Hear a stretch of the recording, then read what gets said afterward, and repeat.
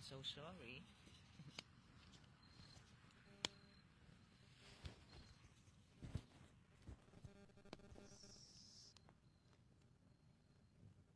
For 30 years that we opened a temple there, and now just recently for these 2 years then people start to know about our temple that actually is open for public. It's like the people weren't ready. Yeah, but some, they have bad days and then running around and they see the sign called Vipassana is inside meditation. Our center called Hương Dao Vipassana Pavana Center. So it's an inside meditation center, and when they saw that sign, they swing by, they stop by, and they ask permission to come in and start to explore the temple, walking around the gardens, going inside. And from there, they start to come and meditate and learn. How many monks are at your temple? We have a lot. More Yeah. than 2. Yes. Beginning was just my master, and then I came, and now that we have one of the senior monk, which is also my master, but he's from Sri Lanka. Now he stay in Houston, and one more monk, and her, the nun that just gave me the microphone. So we have 4 right now, but we have 28 acres. 28 acres of land. Land in Stop 6 area is pretty cheap back then, not now. After they found out that we have a upcoming projects, which is a lot projects international, then the price of the land just like skyrocket.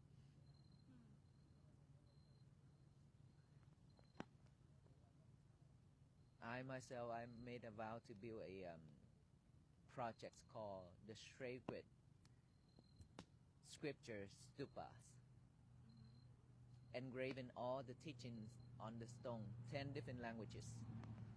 Oh, you personally are going to do it? No, I made the vow to build this project on a 14 acres land.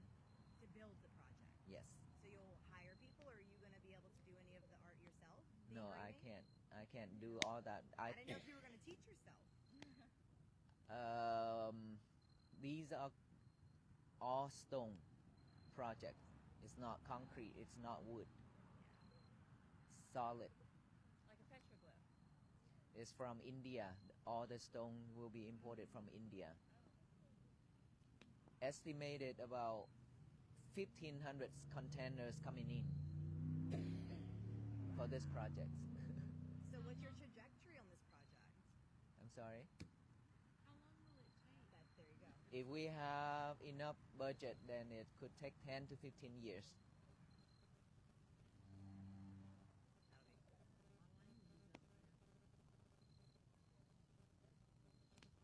I want to preserve it for the future. I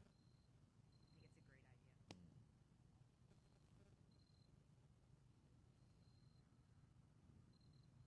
I made that vow silently in my mind for 7 years. Nobody knows, even my master. And then 2020, end of 2020, I came back from Myanmar, regarding to the land right behind us, 14 acres that we always wanted to buy. After a long journey, and I was be able to bought that back from a school, a charter school. And then I expressed my vow to my master that I want to build this project. I explained to him in detail. He said, I will support you and I will give you this land to build the projects that you always wanted to do. And then from there, I start to get the paper and draw it out, what I've been drawing in my mind for 7 years. And then from there, we started to have architects to support, to help, and donate their time to do the drawing.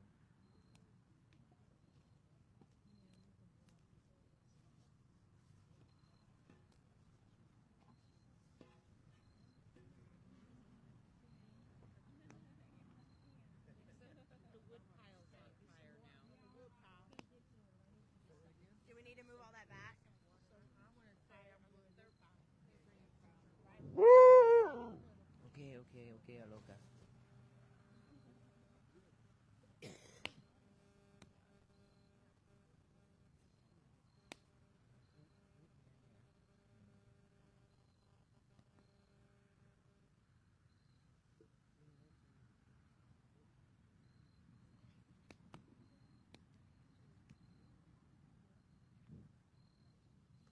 I think we will start the chanting, so let's go to the tent. Mhm.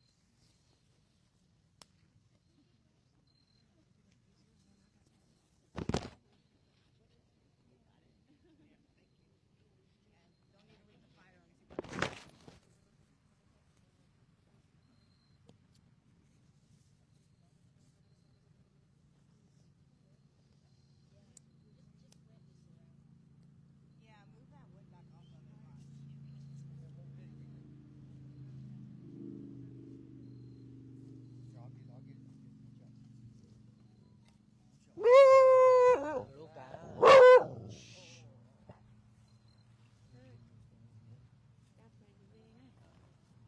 No, good. Good.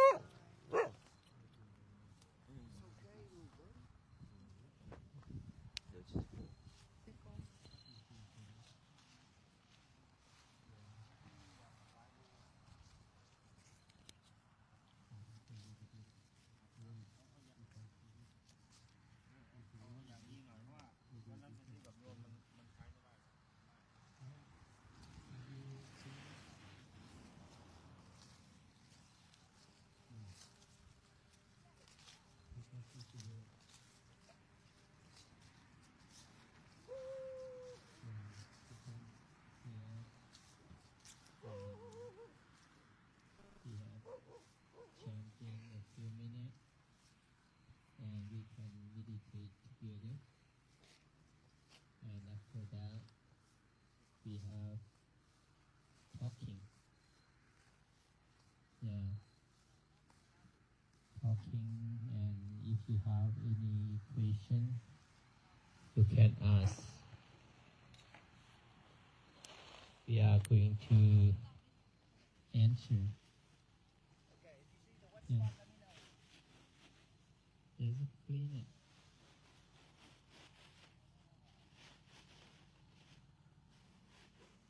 It's good weather. It's not too cold.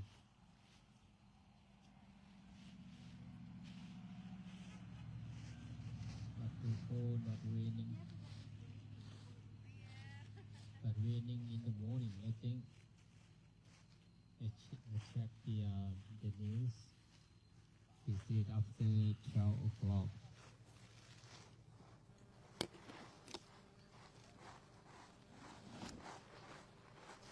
Yeah, you can sit and listen chanting.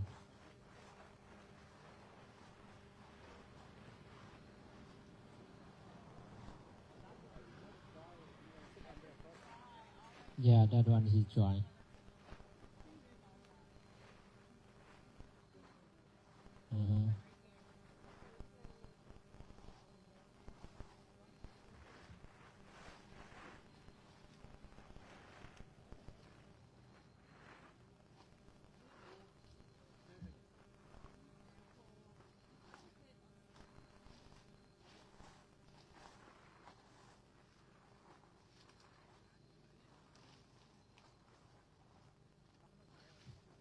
This is the moving temple, moving church. We have the temple everywhere. We have church everywhere.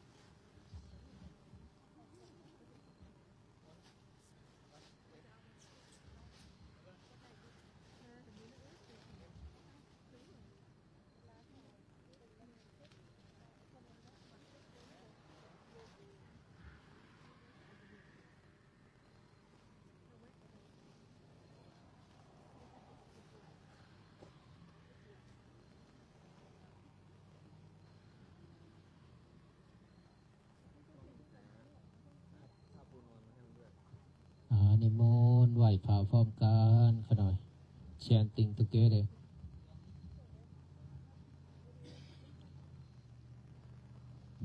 โยโสภะคะวะอะระหังสัมมาสัมพุทโธสวากขาโตเยนะภะคะวะตาธัมโมสุปฏิปันโนยัสสะภะคะวะโตสาวกสังโฆธัมมายังภะคะวันตังสัทธัมมังสัสสังฆังอิเมหิสกาเลยะถาลังอาโลนปิเตหิอาภิปุสยามาสาธุโนพันเตภะคะวะสุจิราปารินิพุตโตปิปัสสิมาสนาตานุกัมปะมานัสสะอิเมสกาเลทุกขตาปันนากาลาภูเตปฏิคันหาตุอัมหากังทิคารตังหิตายะสุขายะอะระหังสัมมาสัมพุทโธภะคะวะพุทธังภะคะวันตังอภิวาเทมิสวากขาโตภะคะวะตาธัมโมธัมมังนามัสสามิสุปฏิปันโนภะคะวะโตสาวกสังโฆสังฆังนะมามิ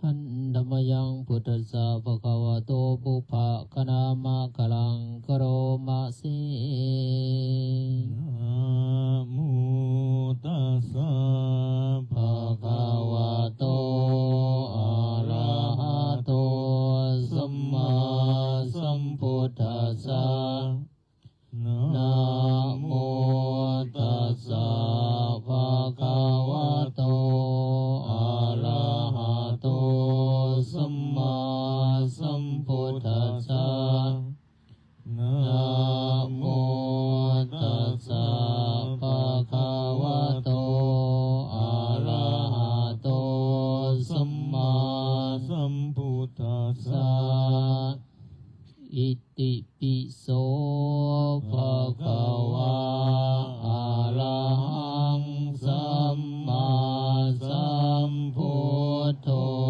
วิชาจารณะสัมปันโนสุขโตโลกวิทูอนุตตโลปุริสธรรมสารติสัทธาเทวมนุ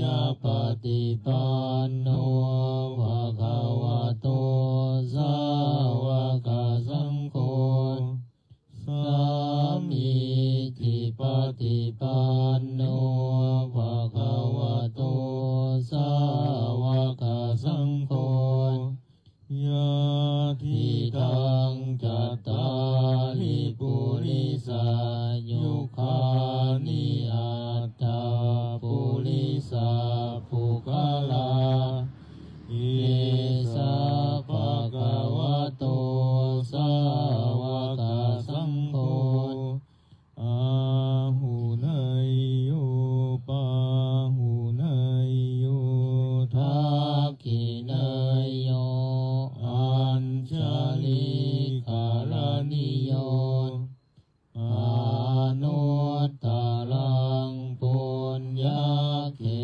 ตังโลกัสสติกาเยนวาจายาวะเจตัสสวาสังเคกุกัมมังปะกตังมายายังสังโฆปฏิคันหาตุอาจายันตังกาลันตะเรสังวริตุงวาสังเคพุทธังสรณังคัจฉามิธัมมังสรณังคัจฉามิสังฆังสรณังคัจฉามิทุติยมปิพุทธังสรณังคัจฉามิทุติยมปิธัมมังสรณังคัจฉามิทุติยมปิสังฆังสรณังคัจฉามิตติยมปิพุทธังสรณังคัจฉามิตติยมปิธัมมังสรณังคัจฉามิตติยมปิสังฆังสรณังคัจฉามิอิมินาปุญญคัมเมนะอุปัชฌายาคุณุตตราจาริโยปะกะจามตาปิตาจายาตากาปิยามะมังสุริโยจันทิมาราสาคุณาวันตานาลาปิจาปมามาราจาอินทาจาตุโลกาภาลาจาเทวตายาโมมิตามานุสาจามาสัตตาเวริกาปิจาสัพเพสัตตาสุขีโหนตุปุญญานิปกาตานิเมสุขังจติเวทังเทนตุกิปังบาเปทาโวมาตังอิมินาปุญญา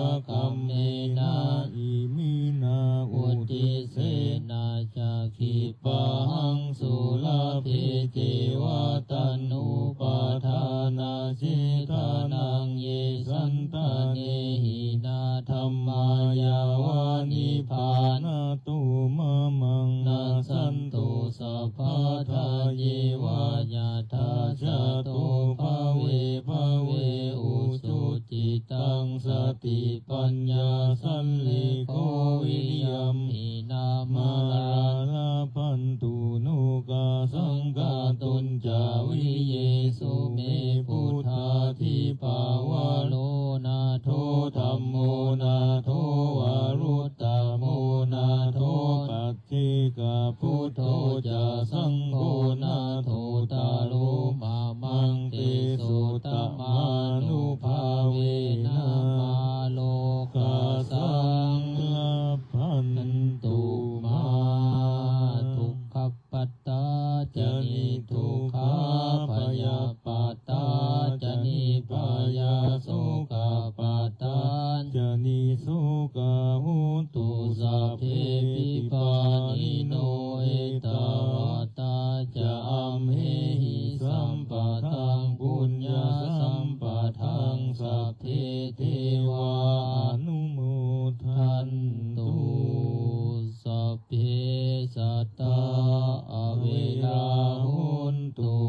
พเพสัตตาอัปยาปัจจาโหนตุสัพเพสัตตาอานิฆาโหนตุสัพเพสัตตาสุขีอัตตานังปานิหารันตุสุขีสุขี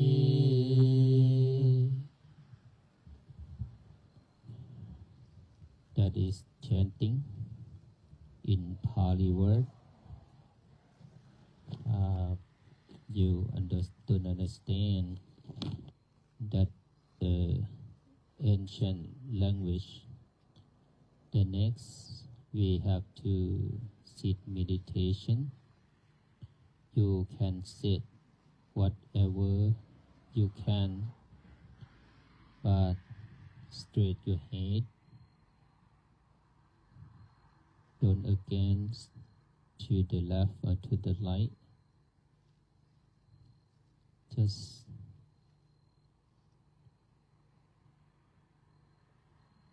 concentrate to the breathe in and breathe out. We practice to breathe. We breathe for a long time, but we never have mindful about that. So the techniques, meditation, this technique is really easy for the beginner. Like breathe in, you count number 1. Breathe out, you count number 1. In number 2, out number 2. In out number 3, in out number 4. In out number 5, in and out 5. Number 5, you stop at 5. You start once again. Breathe in and breathe out. 1, 2, 3, 4, 5, 6. Stop it and start once again. 1 to 7, 1 to 8, 1 to 9, 1 to 10. If you don't lose it, you remember. You don't forget the number 1 or number 2. That is your mind is really concentrate. Your mindful is really focused to the meditation. Yeah. Try to do like this, okay? Start.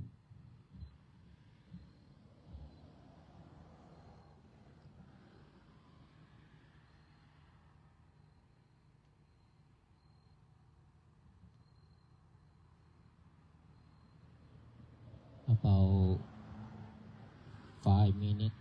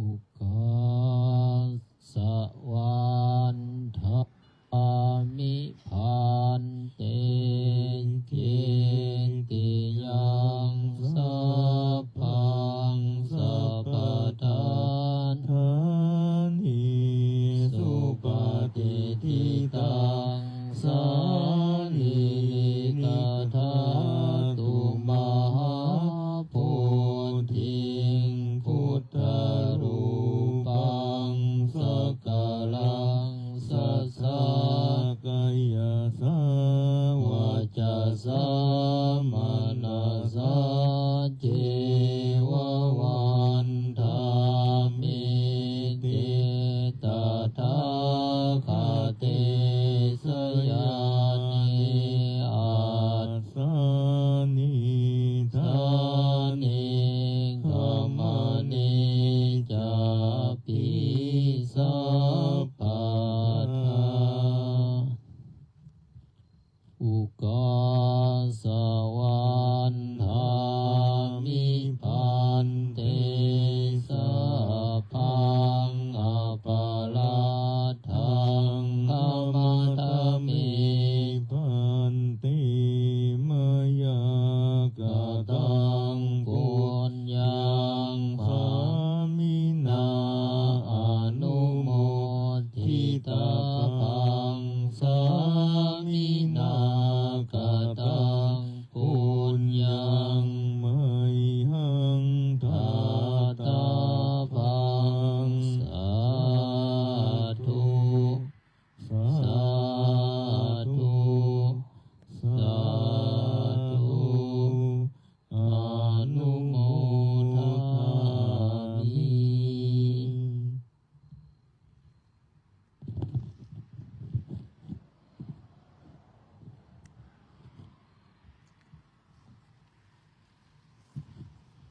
ไหวหน้ามากราบอาจารย์ใหญ่เด้อ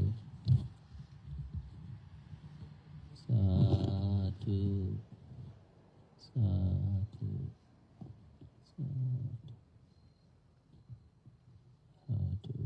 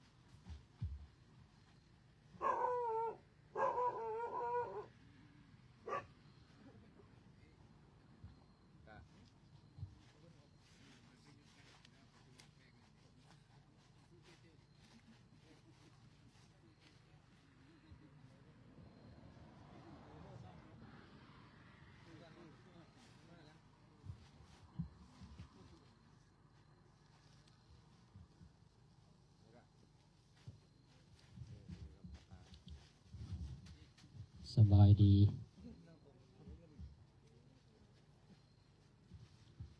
Good evening. How are you? Thank you so much for your welcome. You know, we came to Louisiana. There's many people to welcome us. Like last night, we came really late, almost 8 o'clock. But the people, they come to wait for us for a long time, you know. Yeah. And after that, we have to burn the fire like that. And the people go around the fire. And Ajahn Panya, he talking about the Dhamma and asking, answer the question. So I am Ajahn Duang Panet Ming Sisupan, or my bhikkhu's name is like a Suwano. Yeah, Suwano. I from Laos, but I live in Salt Lake City, Utah. I have temples in over there. So when I heard about the project Walk for Peace from Fort Worth to Washington D.C., I really interested about that. But I think it's a really long journey, like 2,300 miles, 4 months, 120 days. I never walked so long like that, but I used to practice meditation for a long time, but just only sitting meditation, walking, but not much like this.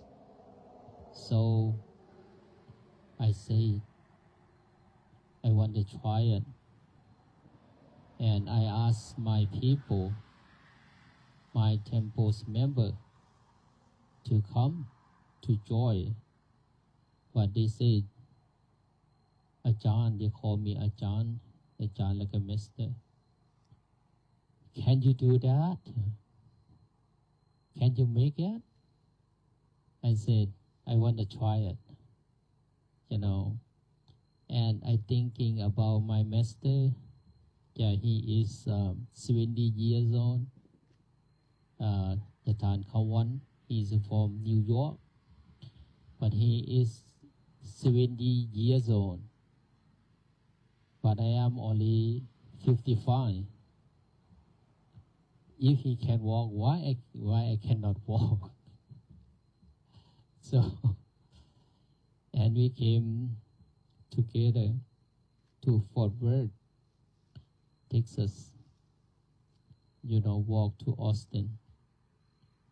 The first week, that is really hard about the feet because it's bluster, But I think about some monks, they don't have shoes. They walk by barefoot. But I have shoes. Why I cannot walk? I try to do that, and second week is better, but the third week is like is walk is better, when I walk better, and I feel like walking really well and enjoy about that. So when I walk, it look like we practice meditation too.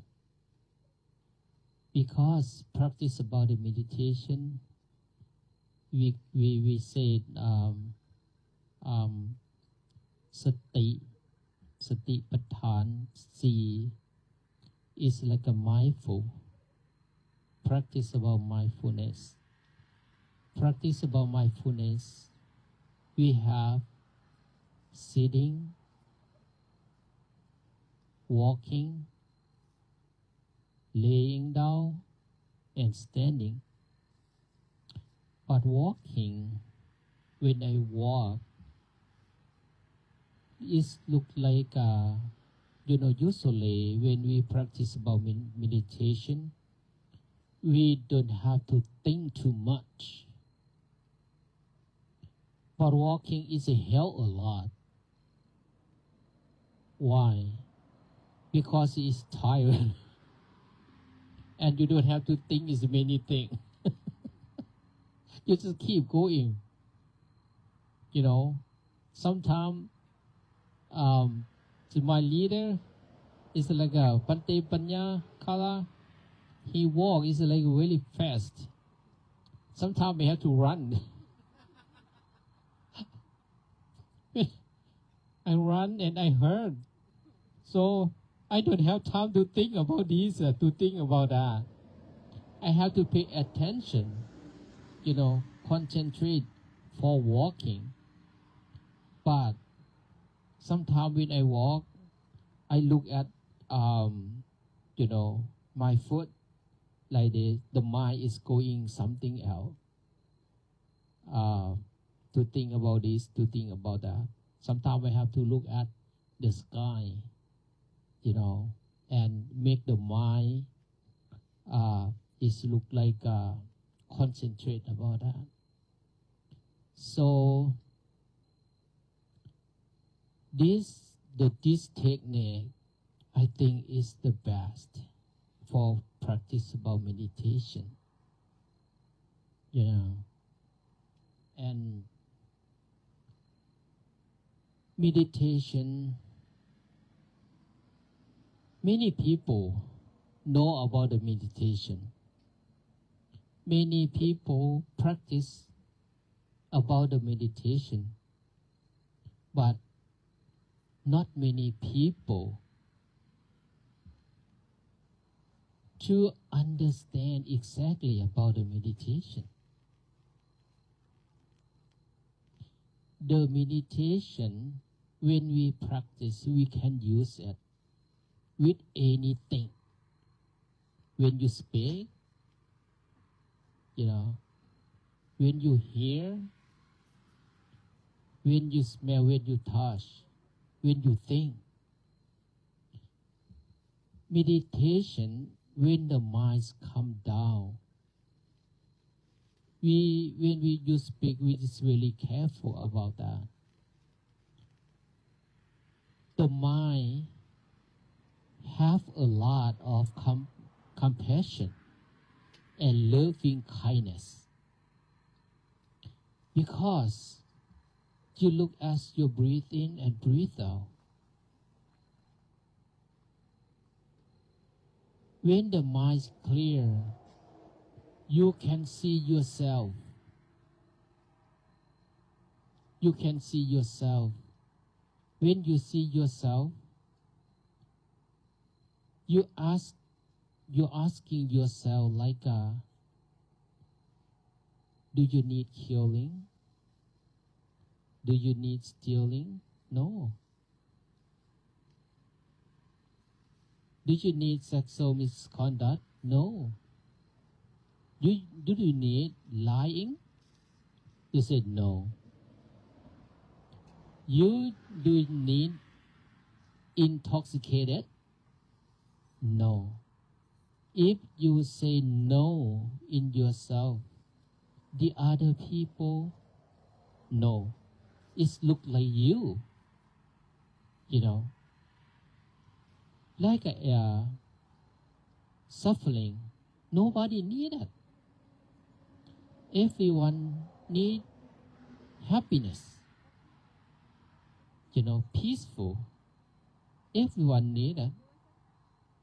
If you need it, another people need it.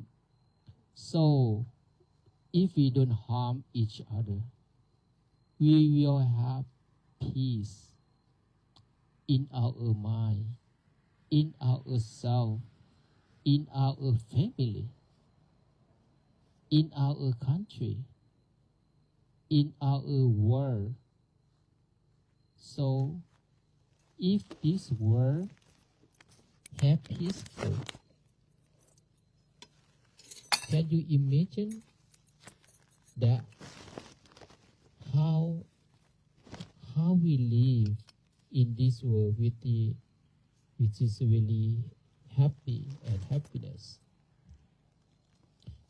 So when I heard about this project, like number one, I want to practice about myself. Number two, I know that when the people see us, you have to think that in my mind before many people doesn't know about the Buddhist monk.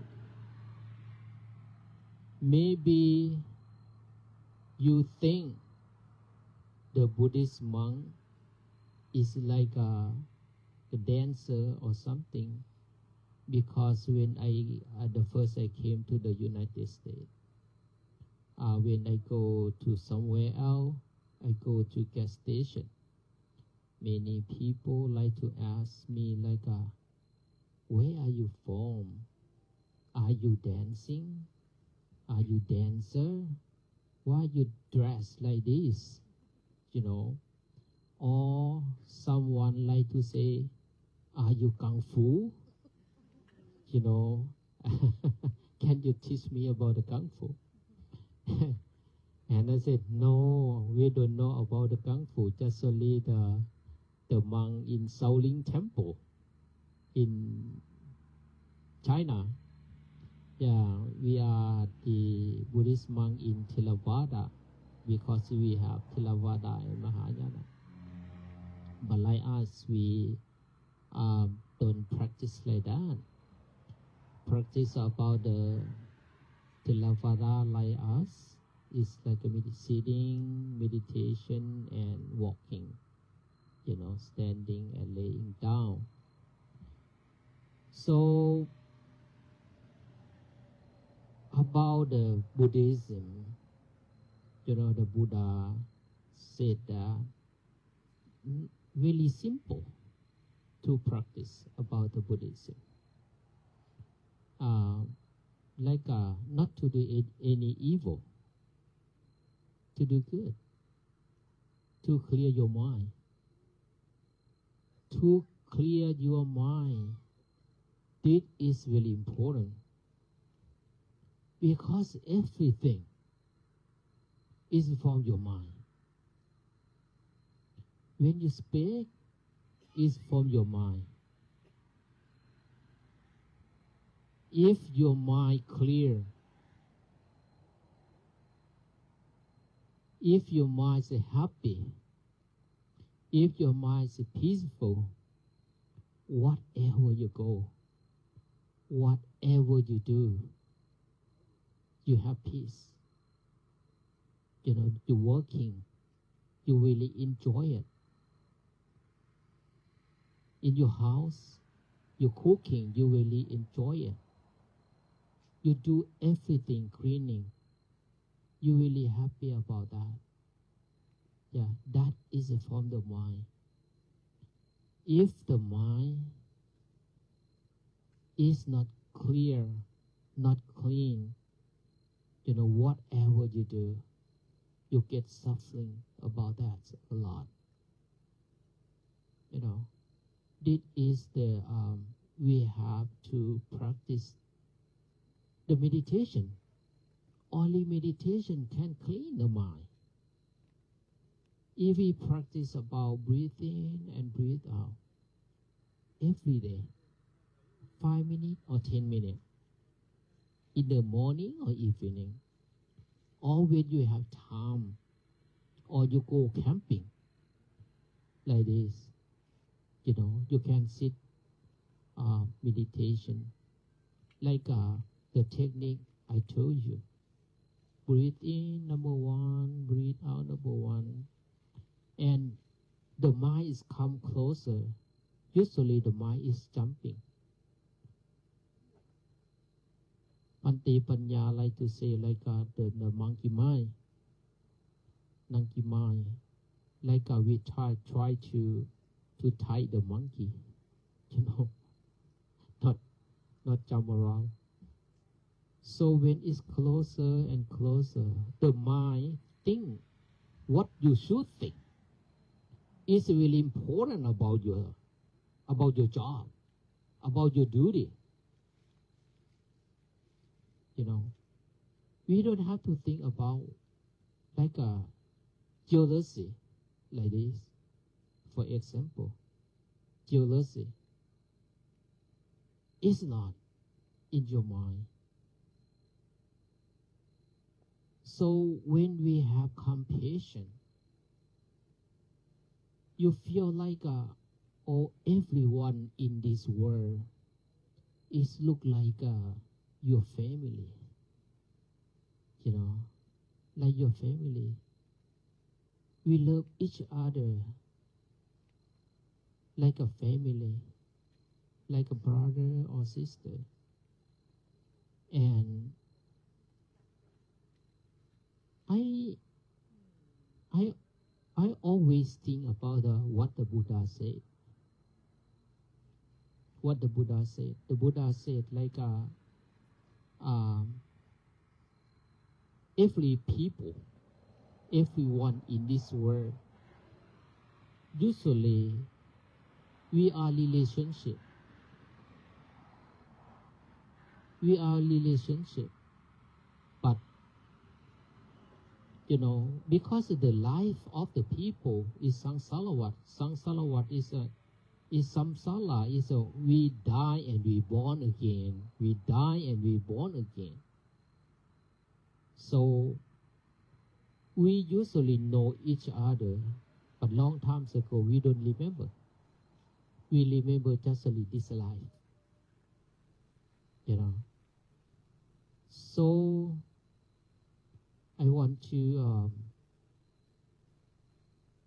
conclude about if we know we are the relationship for a long time, but why we have to separate?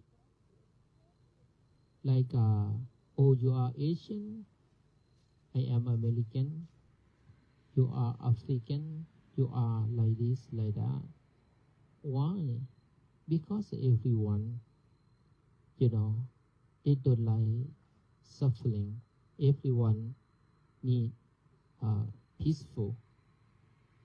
So we walk this time. I hope that we can, number one, we can help ourselves.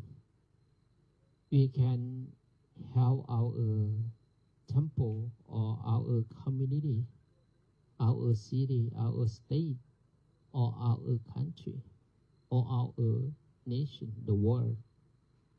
So if everyone think that's really important that we do, really important what we do, and I hope that this country or this world will be peaceful. Yeah, that I think. Okay, and do you have any question or what I talk about our project? And yeah, Ajahn Padakala, he is in here. He can answer or he can talk to you a few words.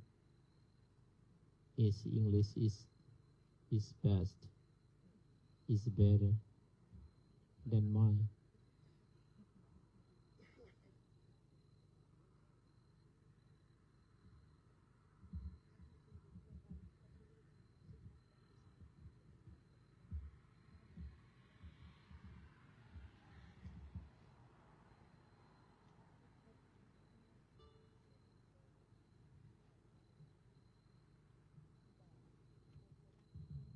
Any question?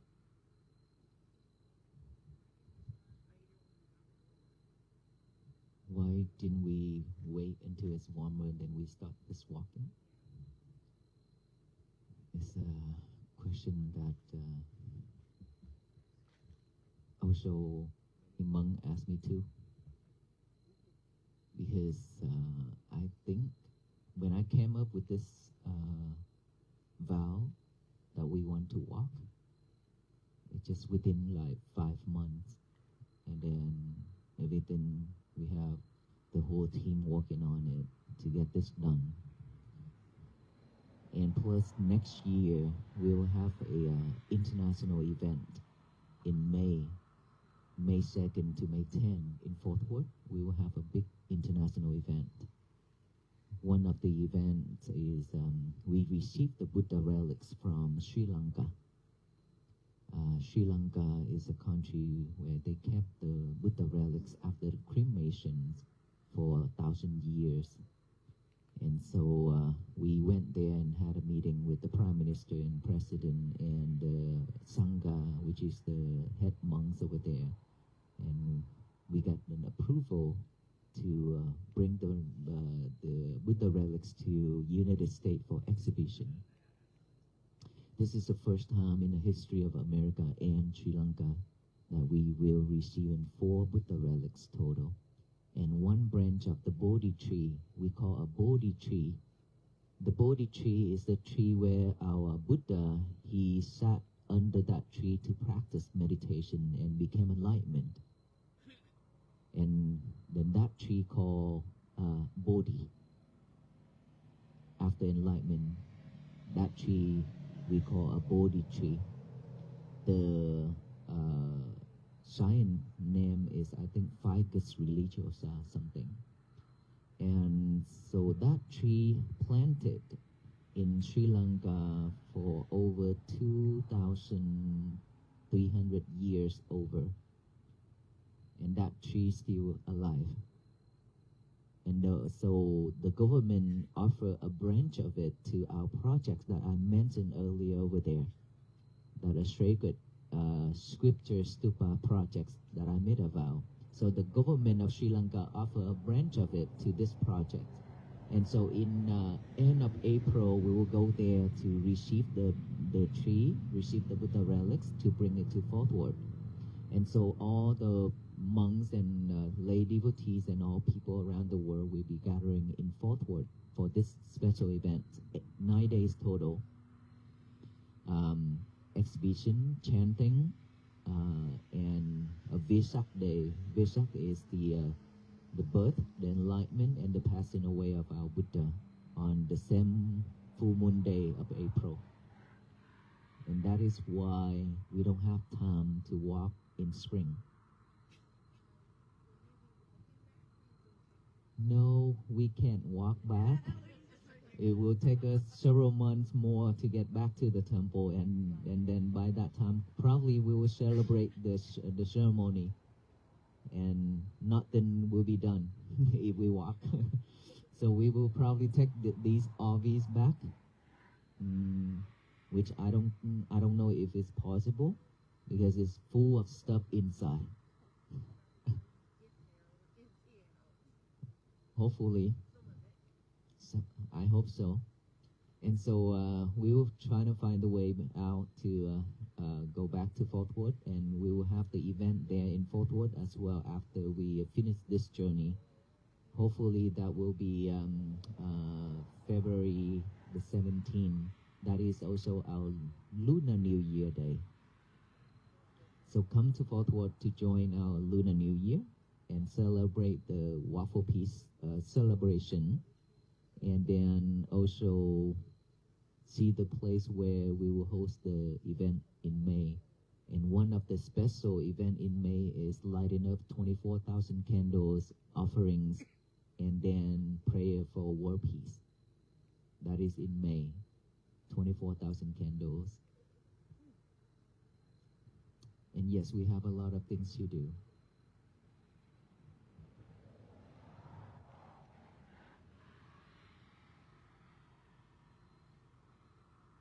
You have question?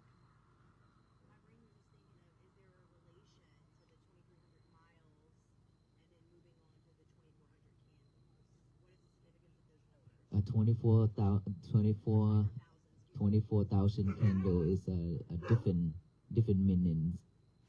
Different meanings.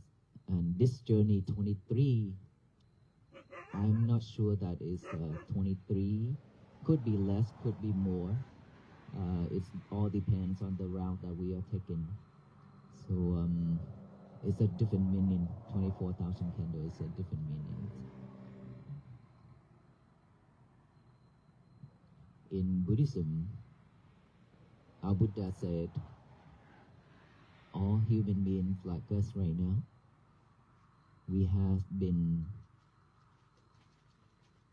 in relationship of families member life after life for so many lives already. I'm sorry, sir.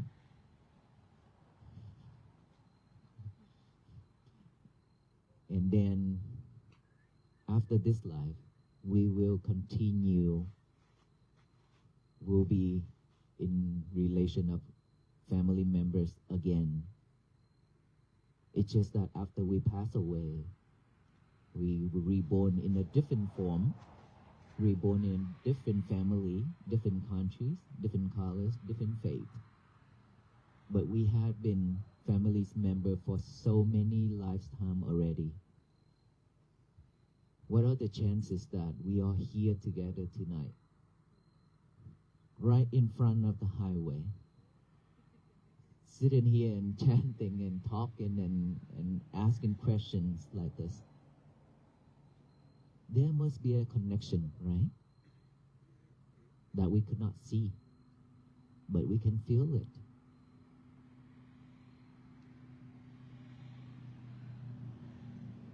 And so I hope that this journey will bring all of us together, all people together, to practice mindfulness, to bring peace for ourselves and the others, to build a different world which is people living in peace. That everybody don't have to fight with each other anymore. Treat each other just like family members. Earlier, Jan said that we are Asian and this and that, different skin colors. We don't need to go that way, that route, because we all have the same blood, which is red, and we all have the same tears, which is salty, right? No difference. What's the difference here? Why do we need to separate, to divide out? Oh, you are Asian, you are black, you are Mexican, something like that. Why do we have to be like that? It's just that after we pass away, after we die, we reborn in a different family's member, a different location that we cannot choose. We go based on our karma. That is what we believe in our Buddha teaching. And so we try to support our country and around the world. Hopefully that everyone will be happy and peaceful.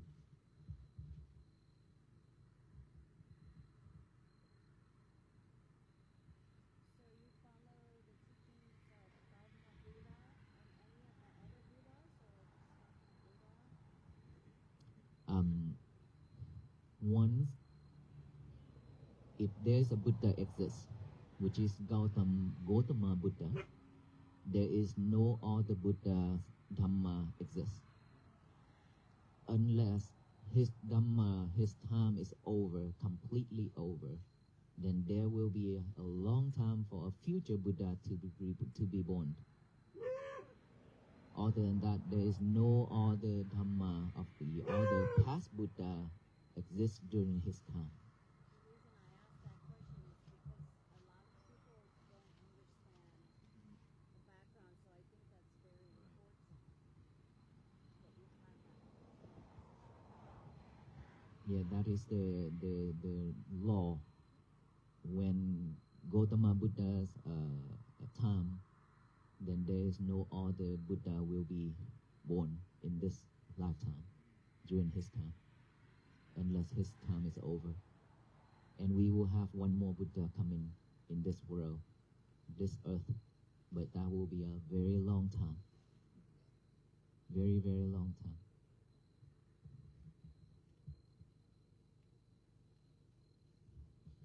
I don't want to talk about too much into Buddhism.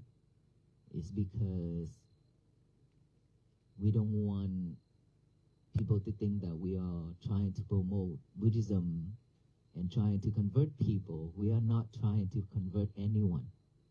We are just sharing what we practice, especially mindfulness, how to bring peace for ourselves, and how to share that with the others, how to make a better community.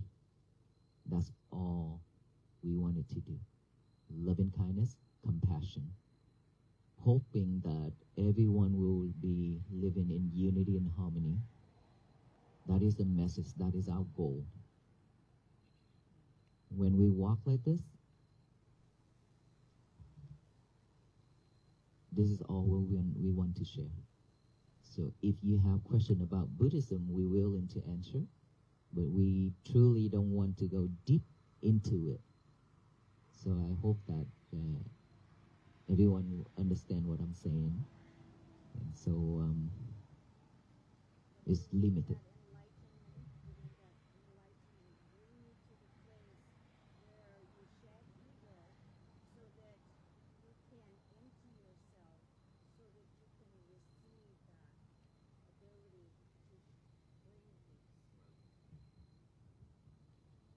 Yes. So I think for all of us to be here tonight, we already let go of our ego already. Otherwise, just us monk here, right? But we all gather in here, and I think that we have different backgrounds here. But we willing just to sit on the ground like this and talk and drinking tea and like this. So there's no ego around here. Correct? And this is what we want. What we really want. It's not about the certificate of this is PhD, this is doctor, this is an engineer or something like that. It's not about that. It's about how we react to each other. How we treat each other. That's the difference.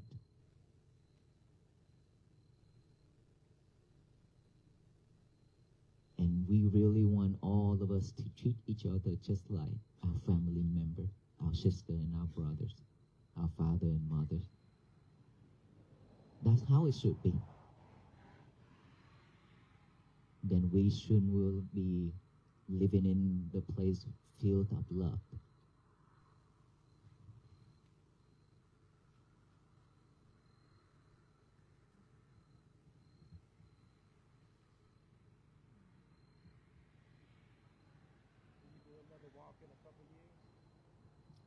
Let us finish this journey first. Earlier I mentioned that there are monks walking in Thailand right now, walking in Sri Lanka, and there will be over 150 monks will be walking in India in 1 month. Yes, ma'am. How has y'all's journey been so far, and people welcoming y'all, or? It hurt. It hurt really bad. It did. Like Ajahn mentioned earlier, we all get blisters. Yes. Yes, a lot of blister and injuries. Ow. Right, and but we didn't give up. We still walk. How many more miles do y'all have to go? About 400 something, 500 miles already. Wow. This is the 35 days now. 35 days? Yes, Wow. 35 days, and we still have a long way to go. Yes. Yes, and I hope that you are going to walk with us spiritually. Yes. By practicing mindfulness every day. Yes. Yes. Amen. We'll be there spiritually. Definitely.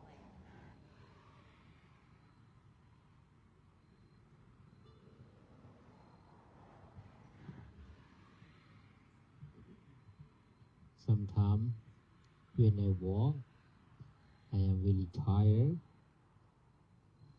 but I just thinking about Aloka.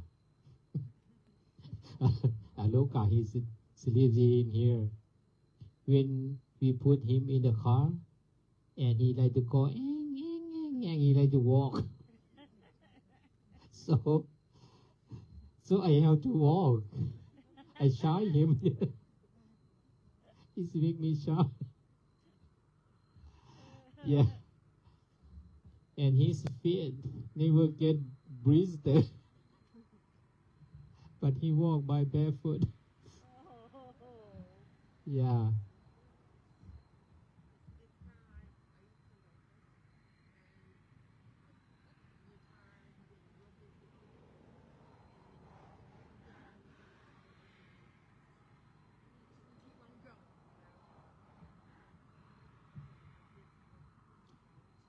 You know, Ajahn mentioned about Aloka. I had a really, I learned from Aloka in India. You want to know what it is? Yes. Okay. So when we walk in India, my feet, it hurt really bad. And I keep looking at Aloka, and he continue walking even though he's sick and very tired. I put him in the truck, and he jump off the truck. Even though he stand up and he fall down. Stand up and fall down, but he still want to walk. He doesn't want to stop. And when I look at him that way and look at my 2 feet, and I'm thinking, he has 4 legs. I only have 2 legs. My sensations only from the 2 legs. His from 4 legs. Right. It hurt more than me. He must be really painful. But he still want to walk. He's still walking even though he's sick, even though he's tired. And each and every step that he made is pretty bad for him. But he don't want to give up. So why are you acting? I talk with my feet. Why are you acting up? And that is from there, I never let myself down. I never stop, because this is my choice. I took on that journey. I need to finish it. Determination. We all have to have a strong determination for our life. Then everything will be succeed. Okay, I hope everyone will have a good night. Y'all as And well. thank you so much for coming, and may you all be well, be happy and peaceful. Thank you for all the support. When we came to Louisiana, this is the 3rd day, and it's been really it really warms our heart, because a lot of support, Good. a lot of love. Thank you so much for that. And now tonight we have another bonfire. Thank you to the owner of the RV park, that last night they provided us everything, and now tonight they brought all those fire lock here and then prepare a ring fire for us too. Very nice, and we appreciate it so much. Thank you. ร้านเด็กผูกแขนได้อยู่ว่ากันหน่อย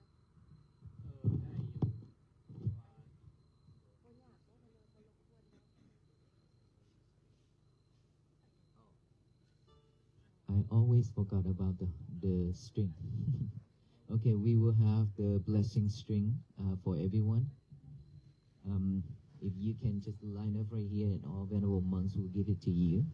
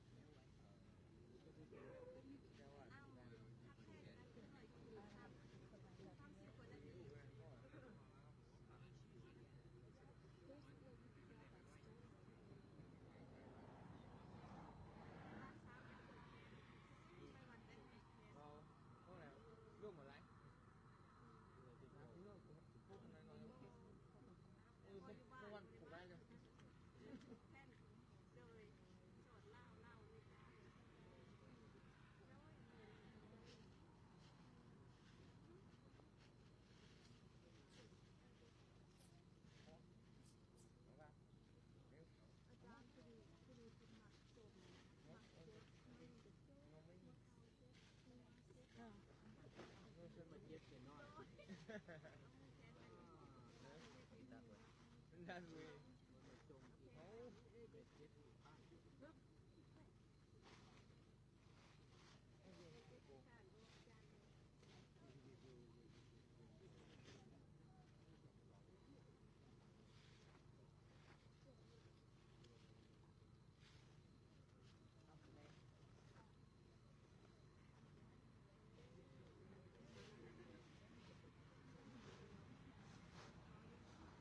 Okay.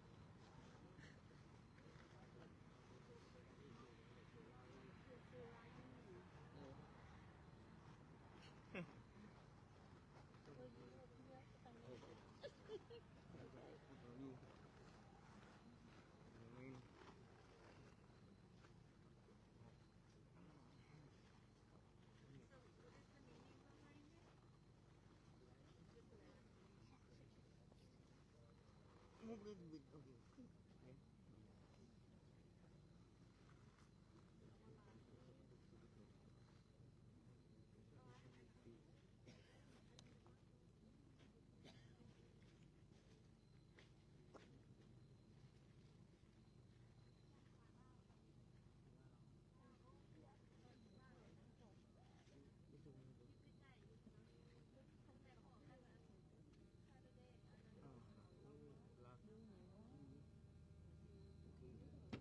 Thank you.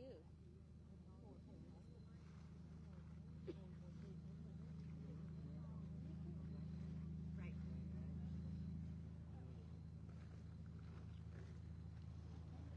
That's fine. We don't have to. Huh? Yeah. Yep. Oh, thank you. So we're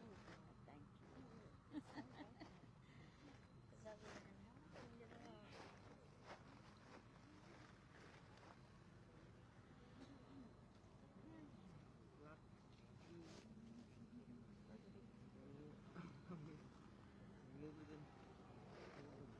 clean it up. Just go get in line. And then,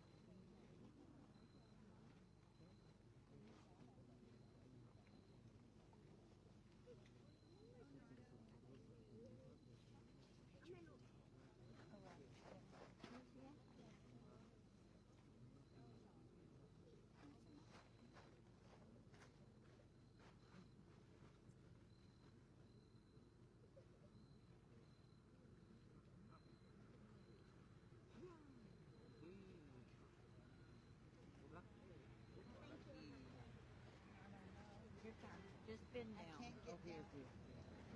Just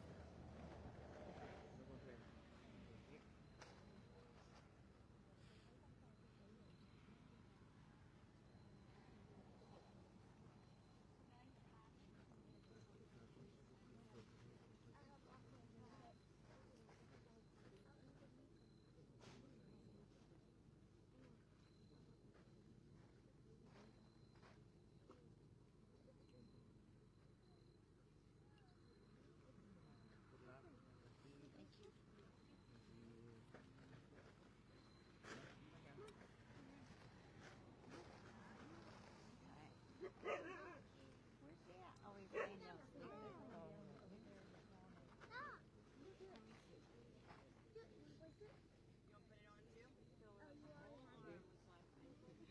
Sorry, he already has one.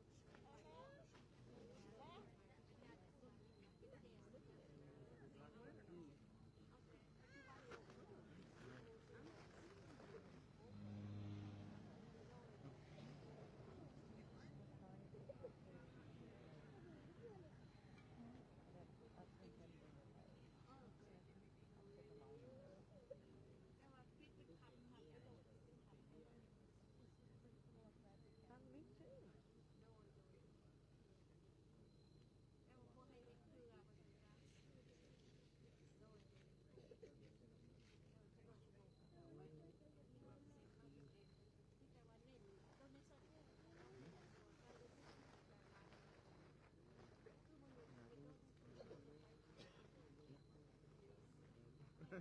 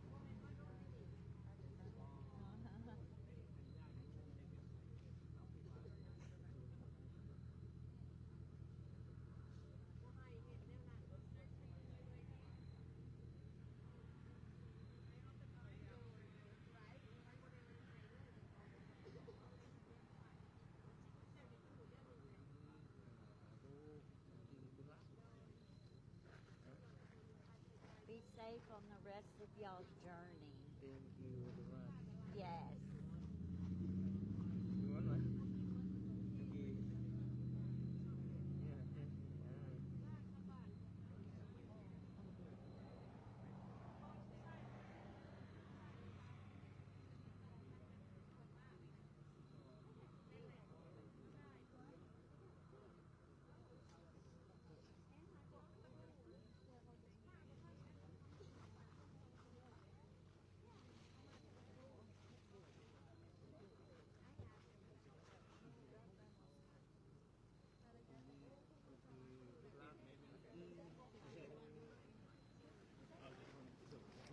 Okay.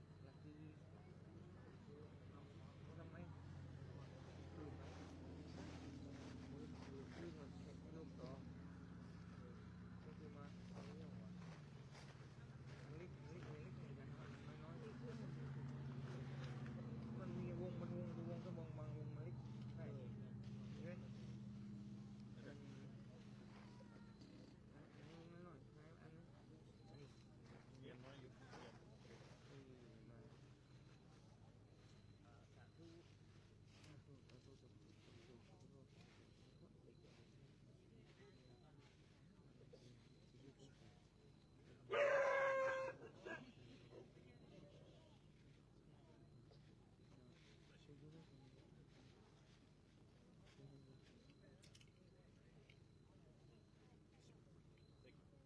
Good luck, lucky. Rồi mưa. Vừa cái tàu đó.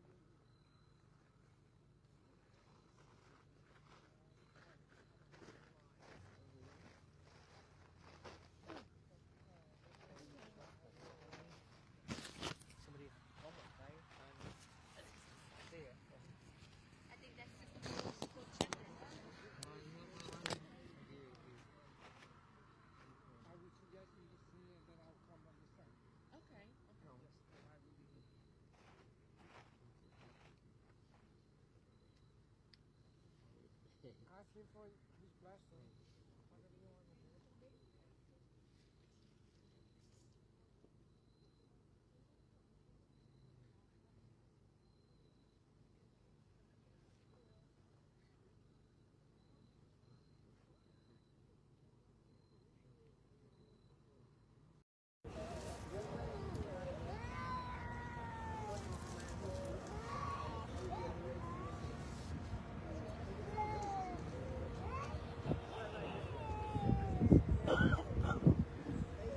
I would like to present the head walker to talk to you about what he's doing. And thank you again for what you have shown, your support, and I wish you the very best. Thank you. Thank you, Sheriff. Thank you, Mayor. Good morning. I don't know why, but I always have to ask this question whenever I come to North Carolina. Are you not working at all? No, seriously, because every day since I enter into North Carolina, today is Wednesday, right? And you're not working.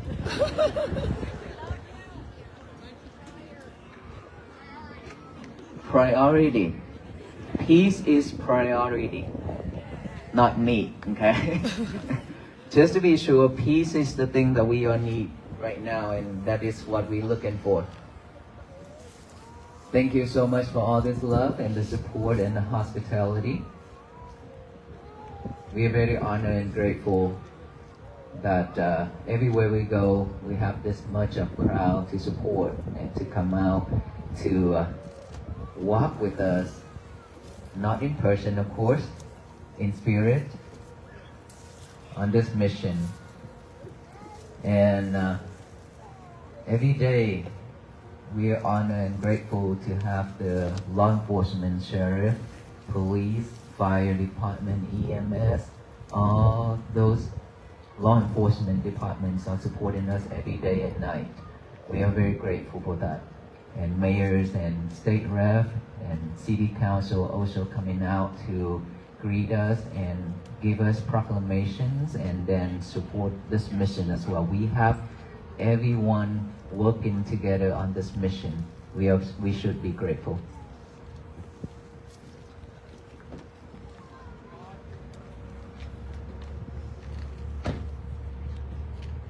So today is 88 days?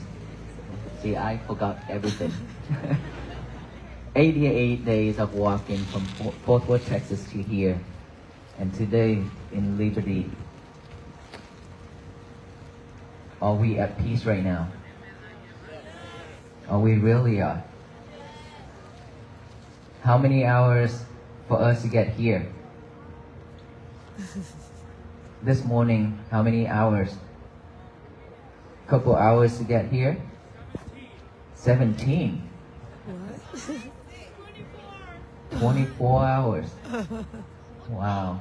Well, I believe that there's a lot of people from different states coming in, and also flew from California and many other states that they came and talked with me. Florida, thank you so much for all the love. You know what? This mission has really brought all of us together. Do you think so? We are here different. We have a lot of things different here. Background, faith, belief, skin color, language, everything. A lot of things different.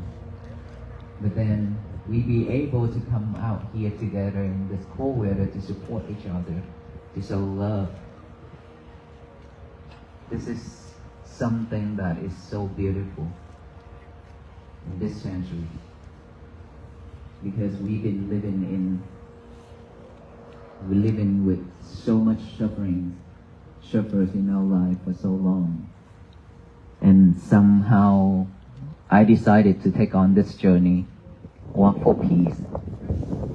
And then somehow it just brought everyone together like this. To me, this is very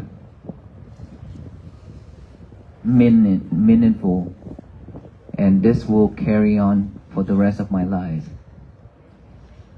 Because for all of us here, we are strangers to each other. But somehow we just end up here together like this. So I call this is like once in a lifetime. Is that right? Once in a lifetime we can meet each other like this, and we definitely have a connection with each other. And now that we don't have to separate all of us anymore, we can live together happily and peacefully. Because this is something that all human beings and all beings need at this time. And of course, not just only this time, but for the rest of our life. And for the many future generations to come as well. So what we are doing now, today, is to prepare a better place for our future generations to live. And of course, that's going to be ourselves as well. Because we will continue this journey until we finish it.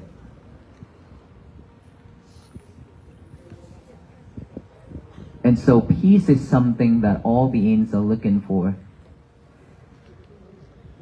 All human beings are worshipping it every day. Why I say we worshipping it? Beside all those religions that we are practicing, Buddhism, Christianity, Catholic, Hindu, Taoism, all those religions in this world, and we should feel grateful because we have so many different religions in this world to serve all the beings, to serve all human beings, because different people, different mindset, different point of view, right? So we are grateful and lucky that we have different faith, different religions that match with our belief in this world. But throughout all those religions, all the teachers are teaching us how to live peacefully, how to become a better person in this society. And then at the end is we all having one common religions together, which is the religions of peace, loving kindness, and compassion. That has nothing to do with the actual temple that we need, right? The temple is already in our head, in our mind. So we are worshiping these religions every day because we need peace, right? We need to love each other more.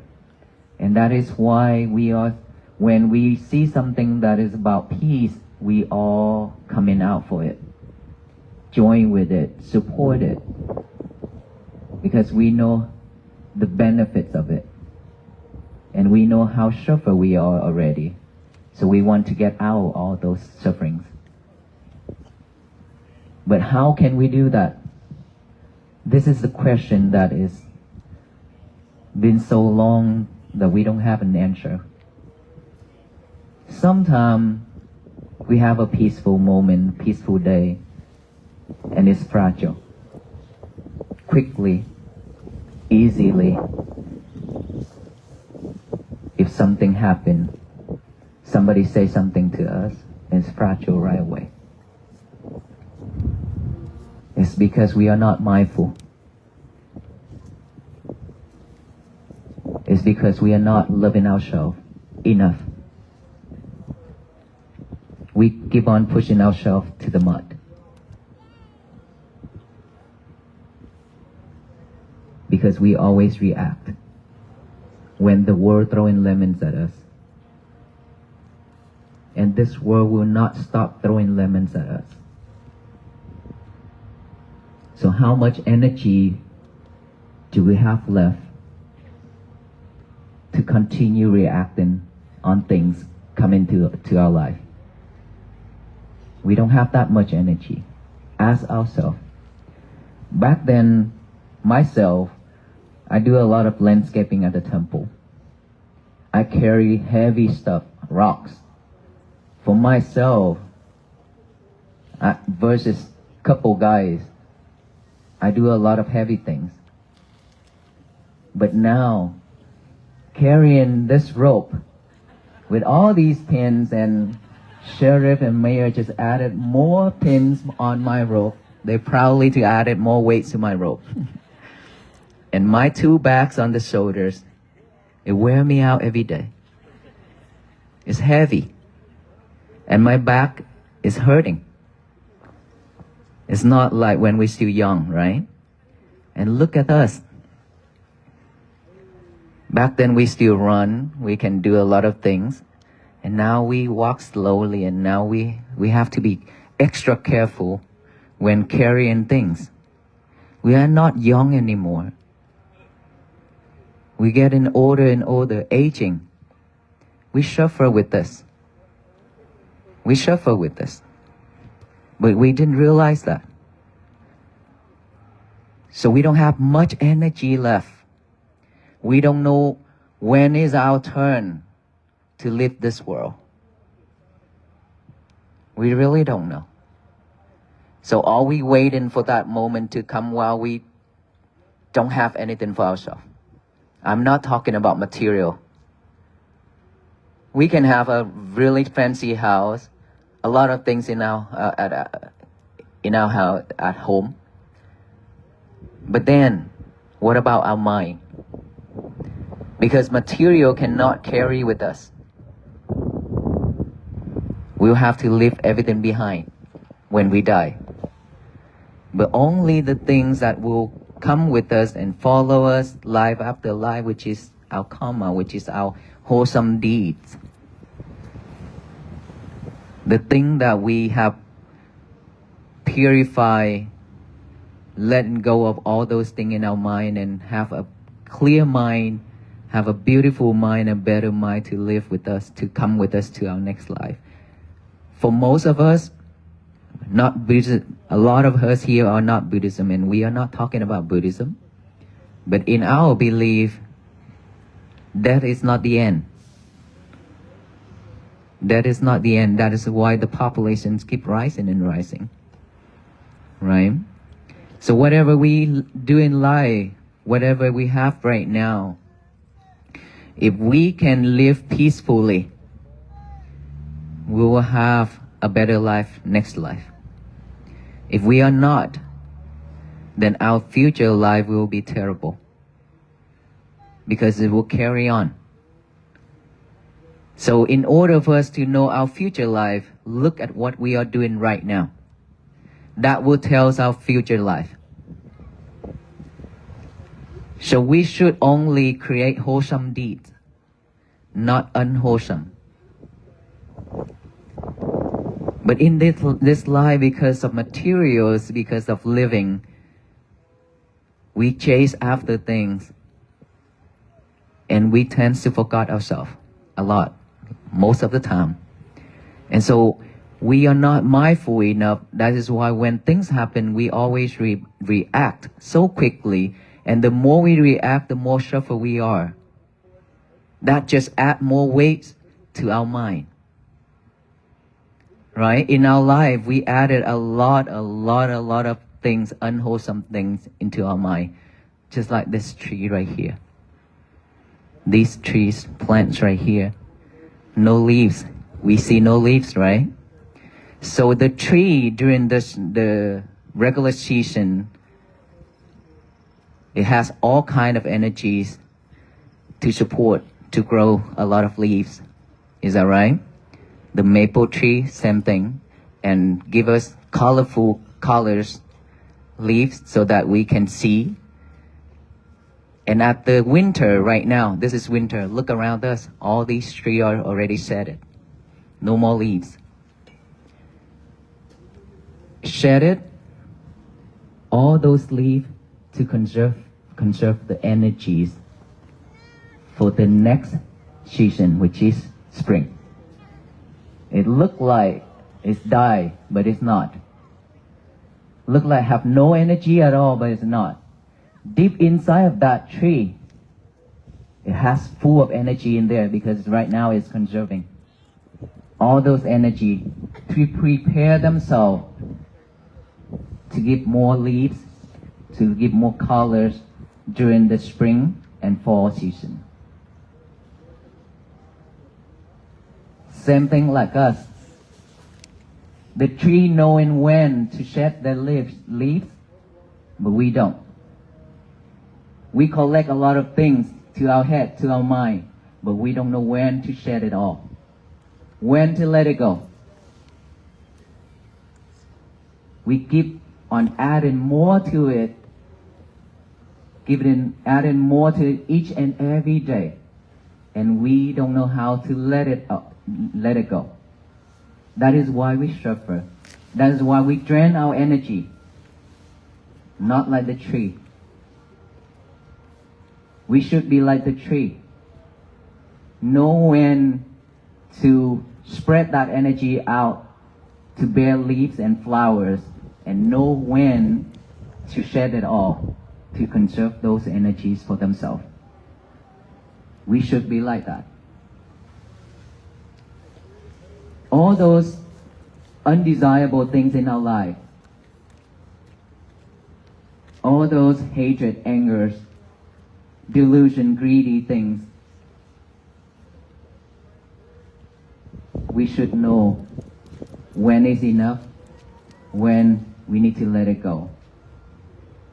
We all want to have a peaceful life. Nobody wants to have a struggling life. It's just that we don't know how to do this. And it's been so long that all of us talking about peace and things like that, but we really don't know how and where to start. And so this is the time where I see myself for the last 3 years. For the last 3 years, and I'm now 17 years of ordination to become a monk. 17 years. After 17 years, I thought about this a lot. But for the last 3 years, especially during the pandemic, COVID-19, I have seen so much sufferings around me and wherever that I travel around the world for disaster relief with my foundation. And a lot of students, a lot of people came to the temple to see me and talk and ask for help because they have depression. After seeing all that, and I told myself, I really want to do something to support more people out there, not just a small community, not just staying at this temple to serve the small community. And I have lived with that mind, with that thought, for almost 3 years before I take on this journey. And when I took on this journey, for all of you to come out to support this mission, it tells me that I have done the right thing. It tells me that all of us need help, even myself. Seeing you suffer, I suffer. Seeing you cry, I cry. I'm just one person just like you are. It's just that somehow I cannot bear those feelings when I see so much people suffering around me. And while I am a Buddhist monk, I just stay there and then teach a little bit for the small community, and I couldn't do the thing that I really want to do. And somehow now I be able to stand in front of so many people to deliver the message like this. I feel grateful, and I thank for all of you to giving me this chance to share what I practice, what I gain in my life after practicing mindfulness meditation. And I have told a lot of the audience that mindfulness meditation has nothing to do with Buddhism. It's all about it, but then it's not the thing that is Buddha asked all of us to practice or convert to Buddhism. It has nothing to do with it. It's all about all human beings need help to clarify, to purify our mind, to have a better life, right? So this is not something about religion. This is not something about Buddhism at all. This is something that all beings need help right now. That is what, and the key and the message that I brought to share with all of you. And hopefully within my walk, hopefully within my journey here, can share the message with some people and can be benefit to the people, right? And so if we are here for the same mission, peace, then we should practice to purify our mind. Purify our mind is within our breath. It's nothing more than our breath. Because we are living in this world, we have our breath with us every single moment.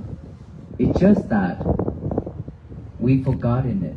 We breathe in and we breathe out, just like a robot. We're not aware of our breath.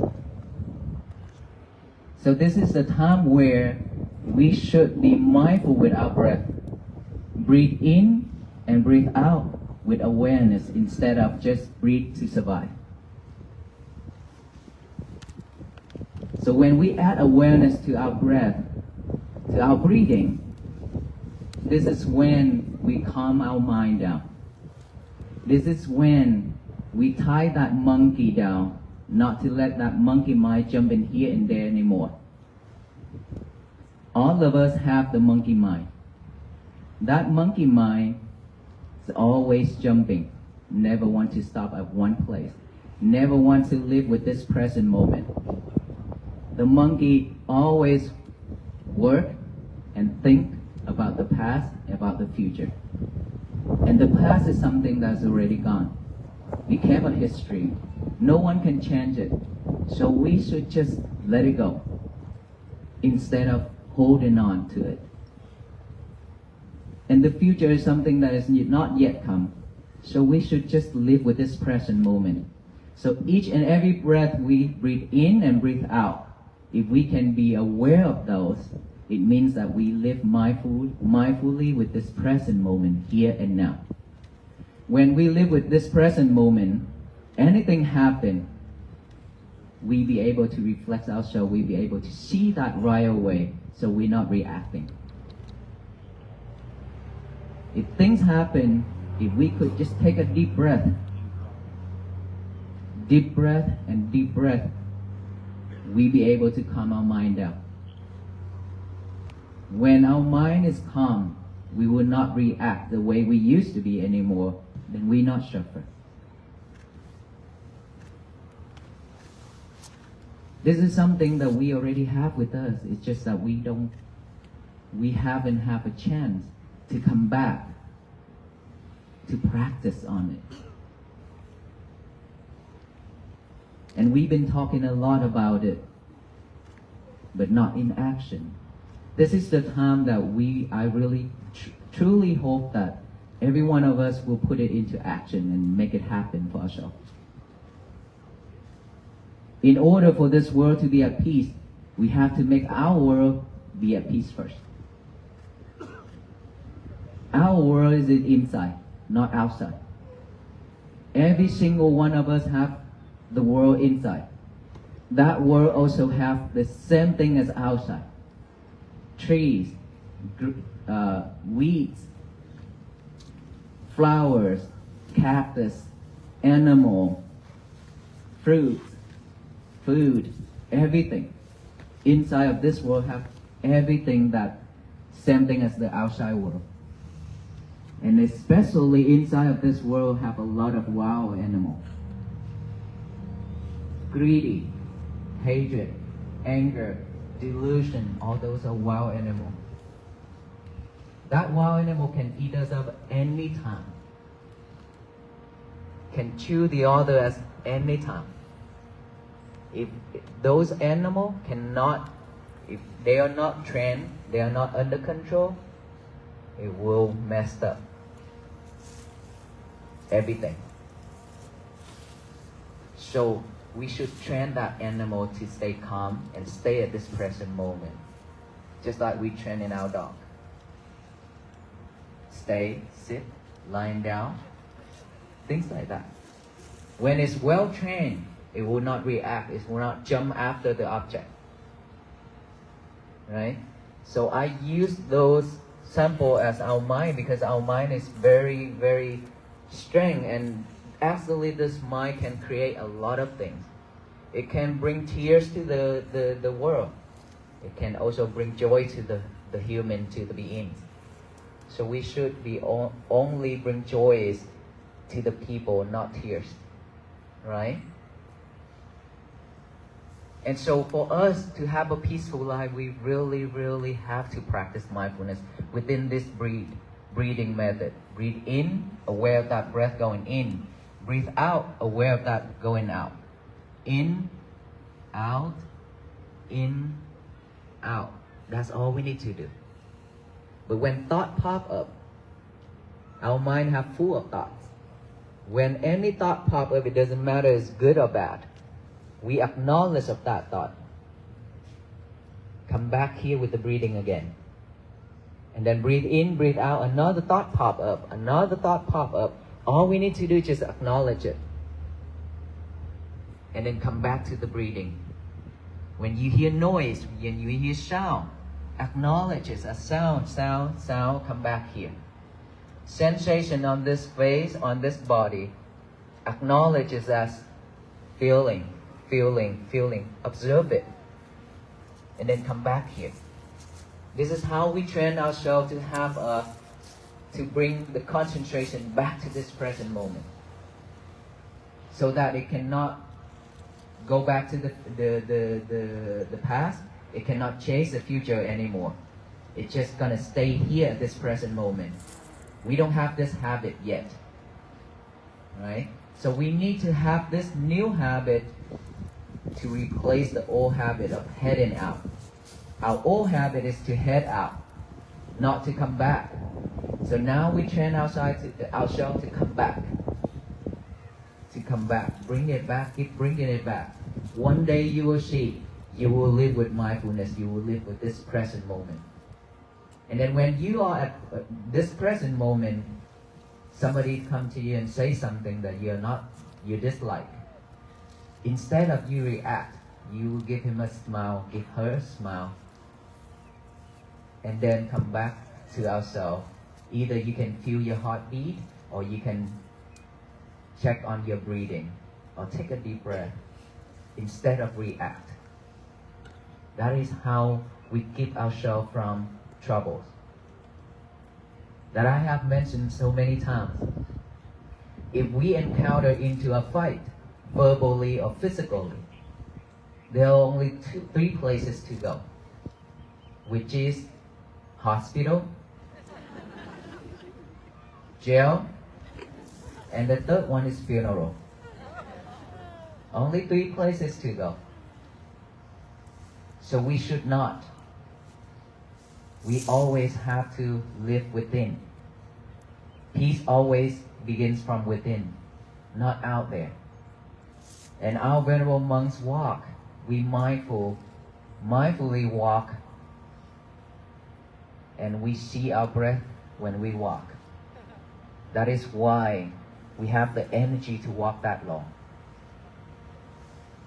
If you've seen the pictures on day one, I'm not like this.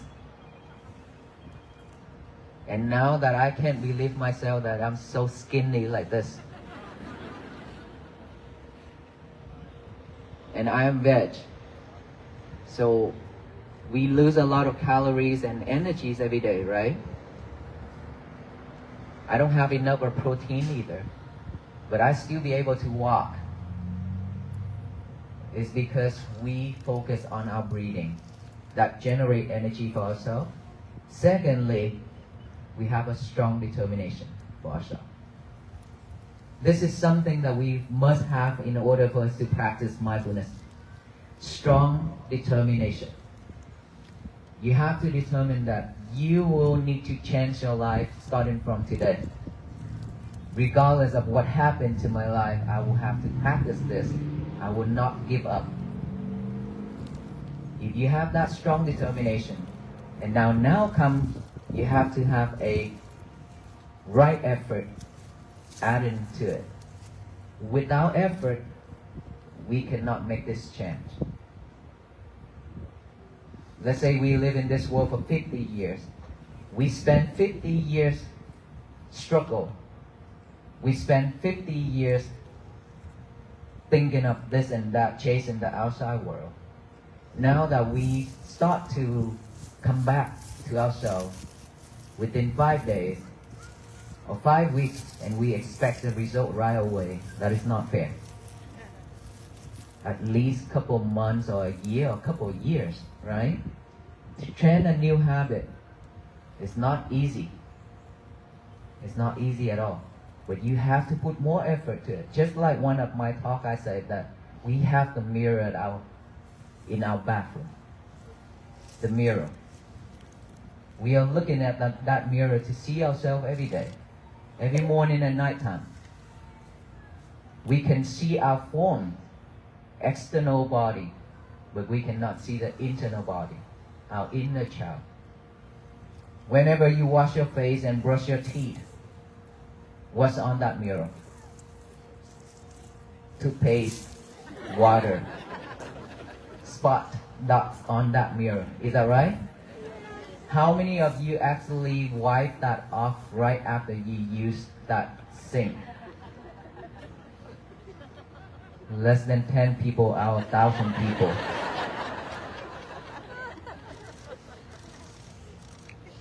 How many of you wipe it off, try to clean after a week?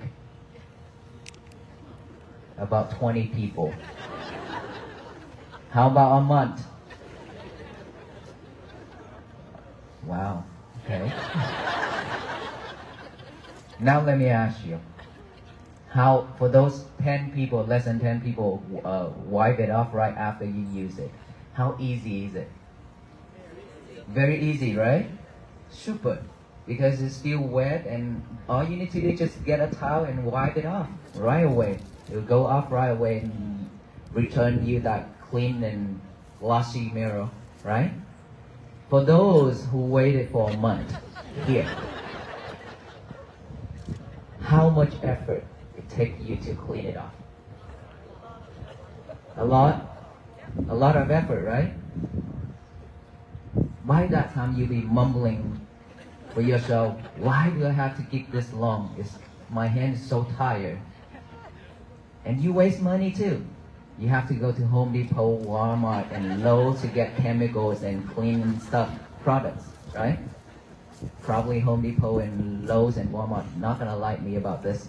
Because so, and then you take home. Now you have to apply chemical to it and use your effort to clean it. It's difficult. It will take a while for that mirror to be clear, right? Spotless, yes. So in order for us to remove it, you have to put more effort to it. Wow, it's super easy that we can just clean it off right away. Just like our mind. Like that I mentioned earlier about that tree. Anything happened to our life, instead of recording it deeply in our mind, can we just let it come to this ear and go out that ear? And it's gone. When things happen, we just take a deep breath and don't take it in. Whoever says something, if you don't take it, it belongs to that person. It's not yours. Then why do we have to suffer because of people saying things? Doing things? Well, that all those things are only 10% are sufferings. Physically, only 10% sufferings. But when you react, it's at 90% on top of that 10%, makes you suffer 100%. But we keep doing that to ourselves. So there's no love for yourself. That's why I mentioned at the right beginning, we should love ourselves more. No one else in this world loves you more than yourself. You have to take care of yourself. Not this outside body, okay? We've been doing this. I'm not talking about this outside body. I'm talking about your mind. This body will be decayed. This body will change rapidly. But the mind is something that needs your help. It's been crying, asking for help. But we keep on abandoning it. We keep chasing things. And at the end, we only hold suffer.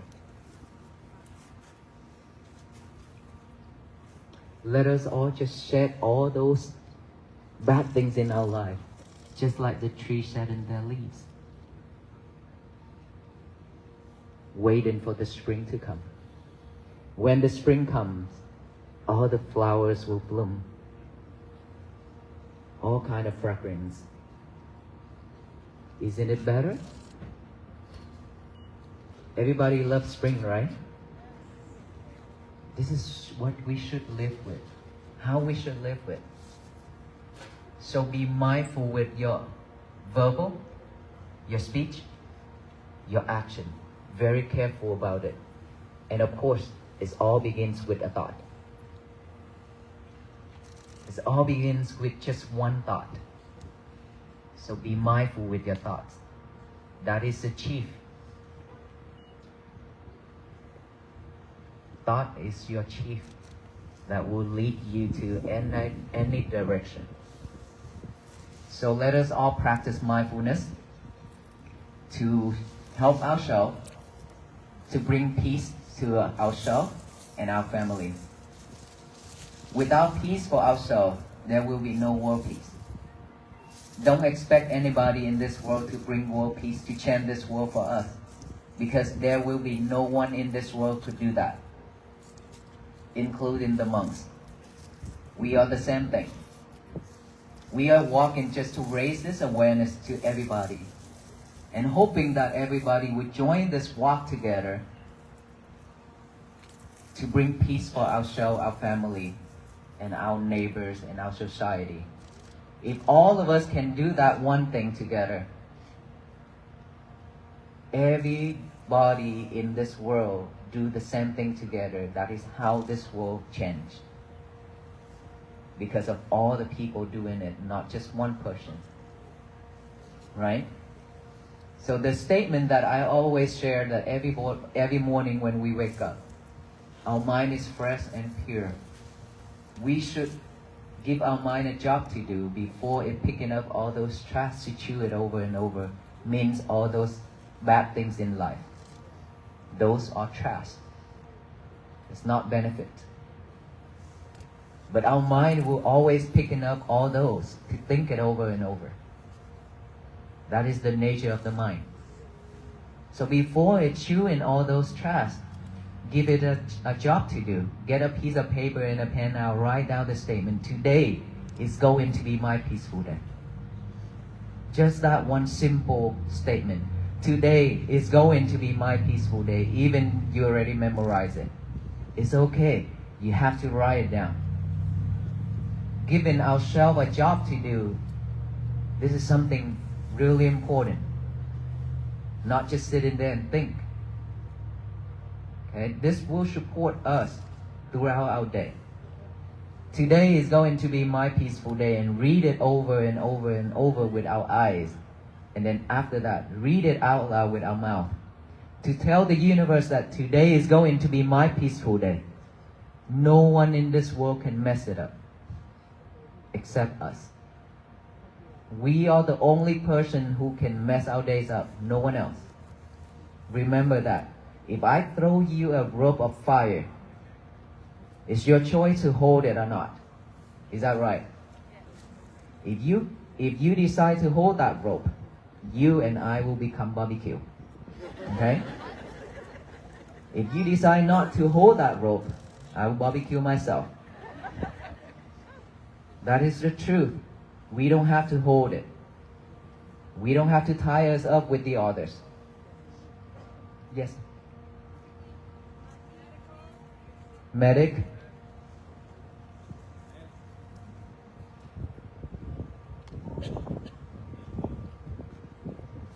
Right here.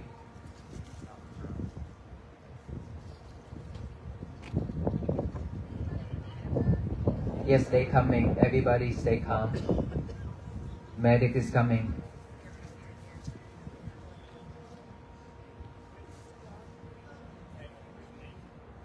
Okay, everybody stay calm to support.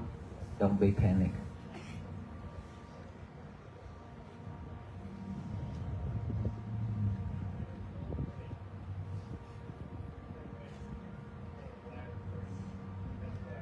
Okay, now let's just all do this one thing to support instead of looking around.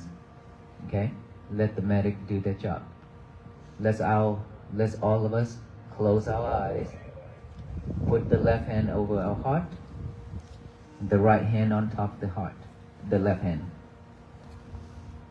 Take a deep breath.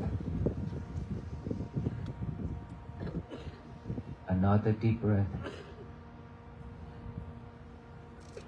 Now, feel each and every heartbeat.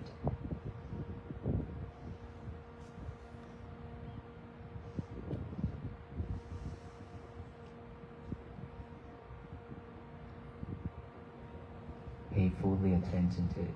Feel it.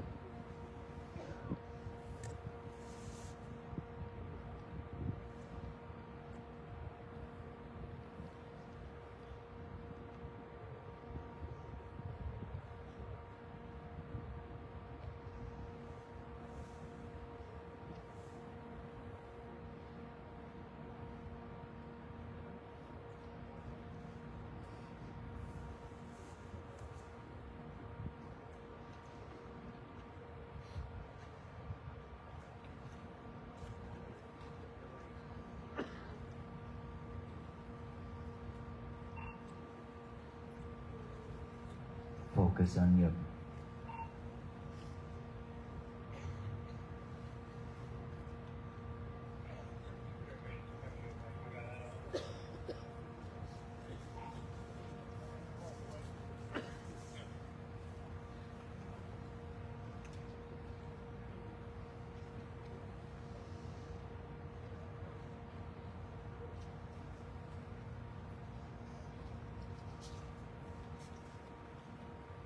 continue feeling your heartbeat.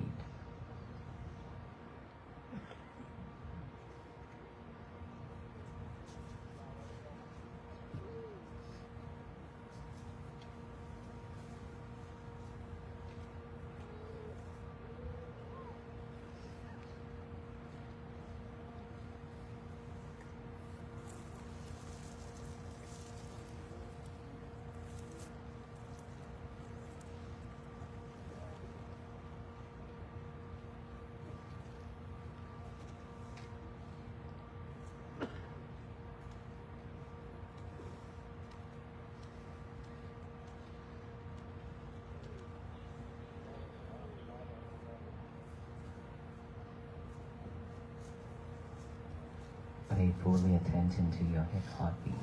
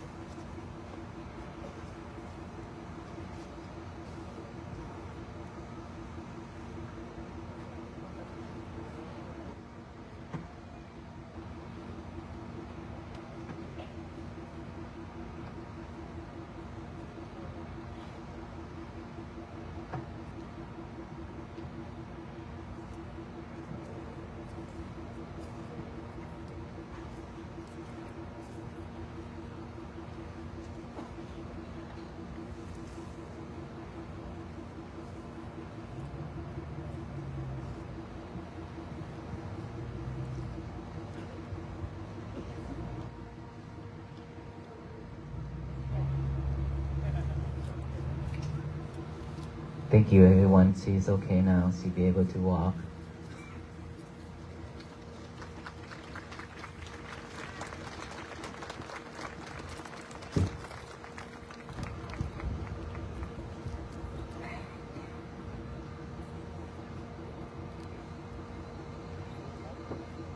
How many of us can focus on that beating, heartbeat?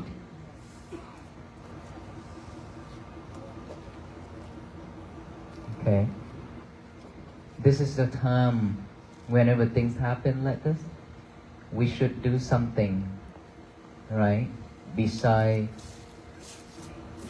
being panic or looking around and around, because we cannot do anything to help. But there's one thing that we could help, which is stay calm and do something like breathing, feel in your heartbeat and things like that to support. With that energy is help a lot. If you can feel the energies, with the energies of calmness, of mindfulness, of everybody together, it helps a lot. And now that come to the peace that I mentioned, if we do that every day, in this world we do that every day, our day will be at peace first. Our family also will be at peace by seeing us happy and peaceful every day. If they are looking at us stressful, they will also be stressful too.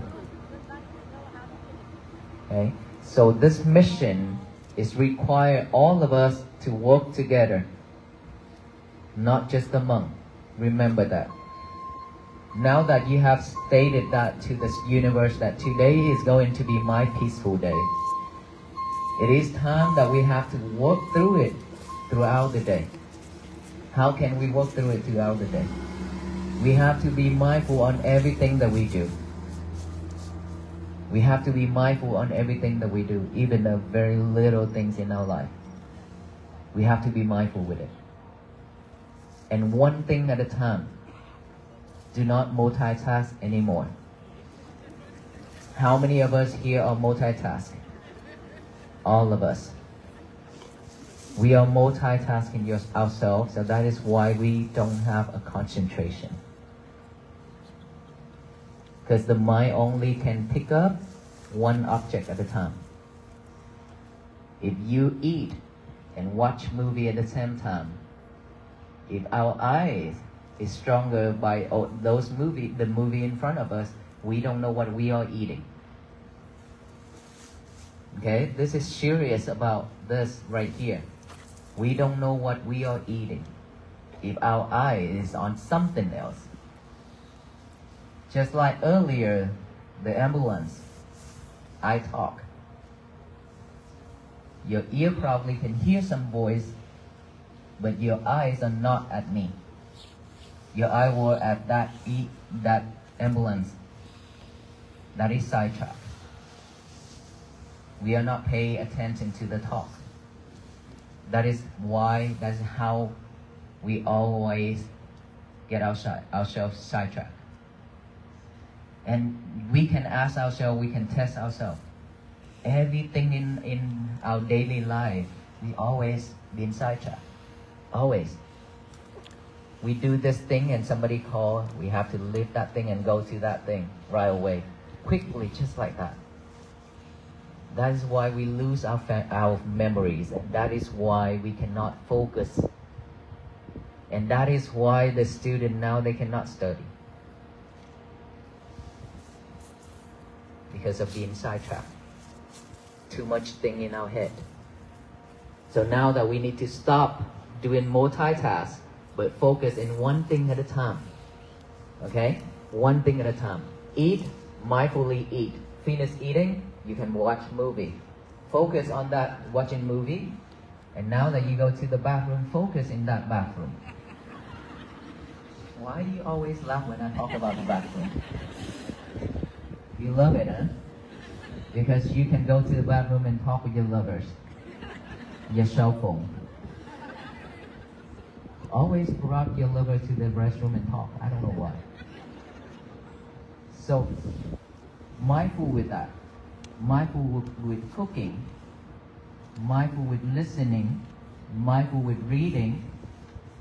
Who's in here that actually can read 1 hour by focusing in that reading without any sidetrack?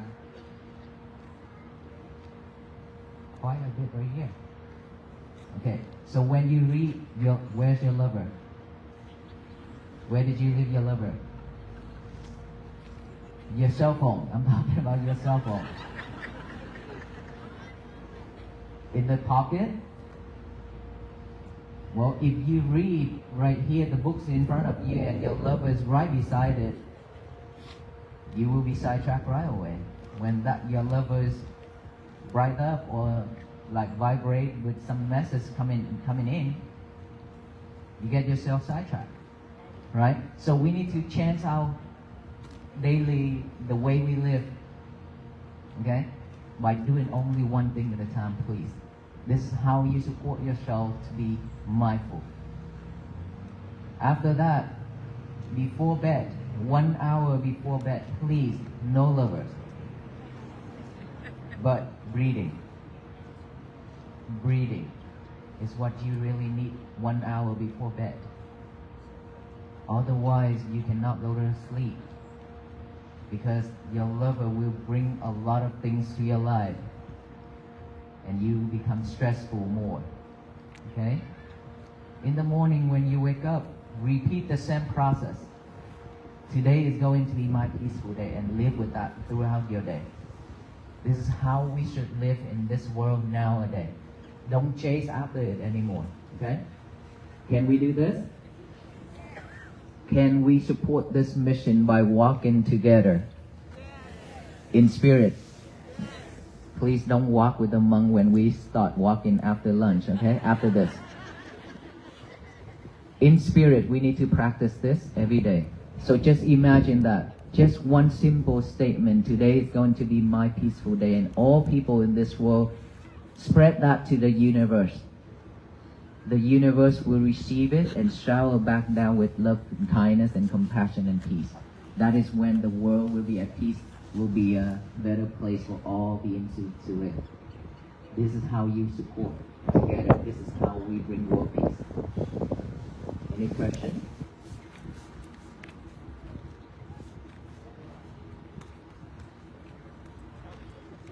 Okay, if we don't have any question, our venerable monks are also waiting for me to finish as well. So thank you so much everyone for coming out and support. May you all be well, be happy, and be peaceful. And then when you go home, please be mindful when driving, because we also walking. And plus, going home is your test. Getting out of this area also your test. Okay? Because there will be people pushing. There will be people trying to get out early. So if you're out of patience, your peace will be fragile. Remember that. So be mindful on everything we do. Let us all practice that together. So our venerable monks will pass out the peace bracelet to all of you. And if you received one already, please make a way out for the people at the back to come. And please don't ask for pictures at this time because we have a lot of people and we still have 14 miles to walk after this. Thank you everyone.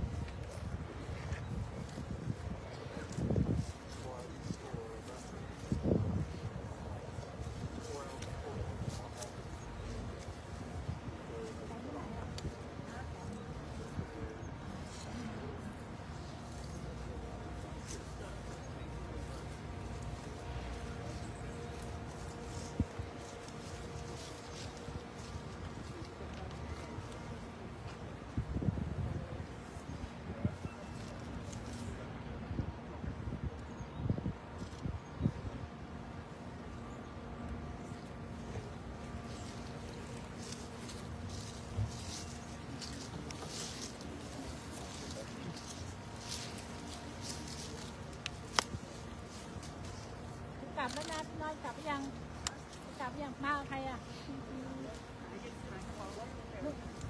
มันเมื่อกี้เราได้เข้ามันนั่นกินข้าวเข้าอยู่ครัวแบบนี้เรา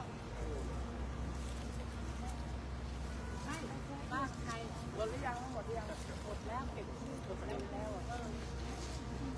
กลับกับใครมากับใครมากับใครมากับใครแบรี่ไปอยู่ที่ไหนก็ไม่รู้ฉันก็เดินหลายรอบแล้วไม่อยู่ที่เก่าก็หนาวจะเก่าแล้วหนาว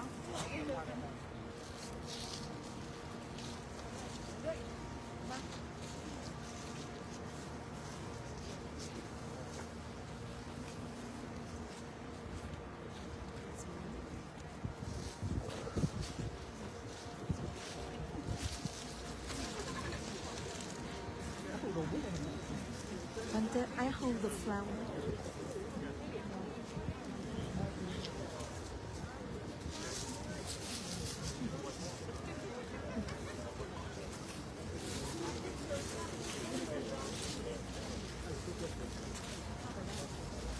Do you have more? Do you have more?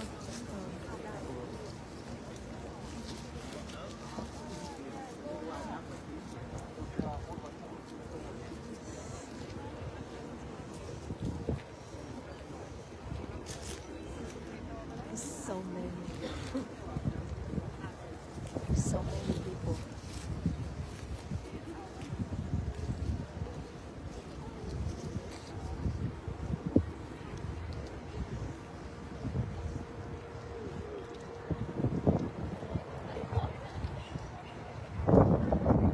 Okay, so I'm gonna stop right now, and we will be back tonight for live stream. Thank you so much for watching. This is our first stop for lunch after 2 days of resting. We are now at Dell's RV Park.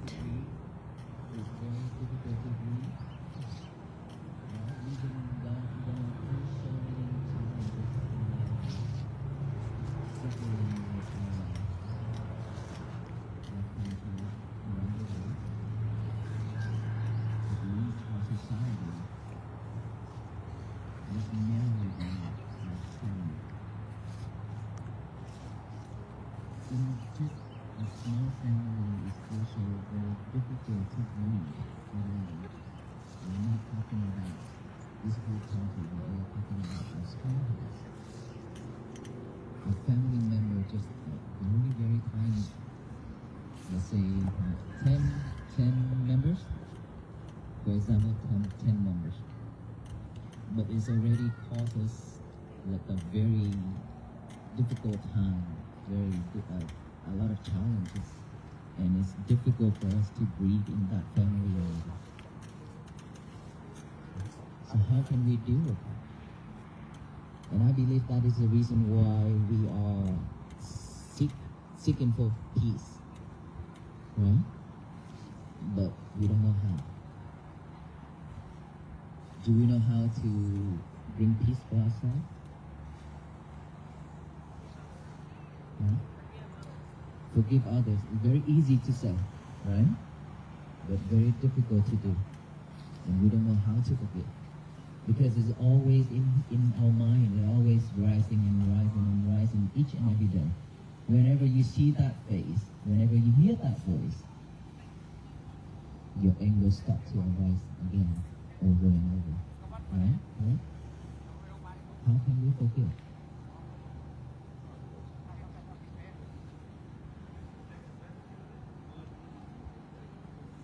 By apologizing? Still not completely forgive yet.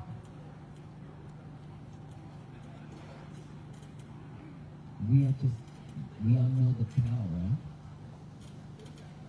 You know the cow chewing grass? Eating grass, right? After the cow ate the grass, but why the cow still chewing over and over again?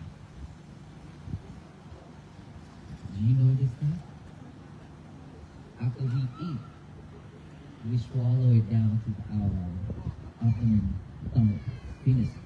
We don't chew it over and over. with the cow does. The cow always chewing all the time. What I want to tell you is, us, our mind, it's just like a cow. Always chewing the old things over and over. When we don't have anything for us to do, then our mind tends to get all that old habit, all that anger from the past, chewing over and over. That's why we are suffering. That is why we cannot forgive. That is why we cannot let go. It's because we live in with the past. True? Then how can we let go? How can we forgive? We have to be very mindful with our thoughts. And in order for us to be mindful, we have to practice mindfulness. Without practicing, then we are living in this world using our old habit over and over, just like we are brushing our teeth every morning. You don't question yourself when you go to the bathroom, or should I brush my teeth? How should I brush my teeth? Right? You just go to the toilet, go to the bathroom, and start to brush your teeth right away. Because that become a habit since we were young. Right? We don't need to learn it over again. So our habit is the same. If we repeat it over and over, then that will become a habit that's stuck with us for a long time. We cannot change it. And in order for us to change that habit, we have to have a new habit. Correct? Let's say, I don't know about American, but I know Asian, when we sit on a chair, our leg is like this. Or you listen to music, our leg is like this, right? Shaking like that. That is what? Old habit, right? That is a bad habit. If you want to change this bad habit, how can you do it? I had that bad habit before. After I ordained to become a monk, I still have this habit. And until my friend, she told me, "What are you doing?" I said, "I didn't do anything." And then later on she said again, "Master, what are you doing?" I said, "I didn't do anything." And I look around and I scan myself and I see, oh, I am doing this. This is my bad habit. And from there on I say, I am a monk now. I cannot take this habit with me for the rest of my life. So from there, wherever I sit, I put my hands on top of this. And I remind myself, I need to drop this. I need to drop this. And so I hold it when I talk and I eat and do everything, but when I start going again, and I hold it. I hold it back. Keep holding it back. Remind yourself to change this. Day after day, it's gone completely without noticing it. That is how we change the old habit with the new habit. We have to have a new one, a good one, to replace the old one. So we are living in this society, this life, this family.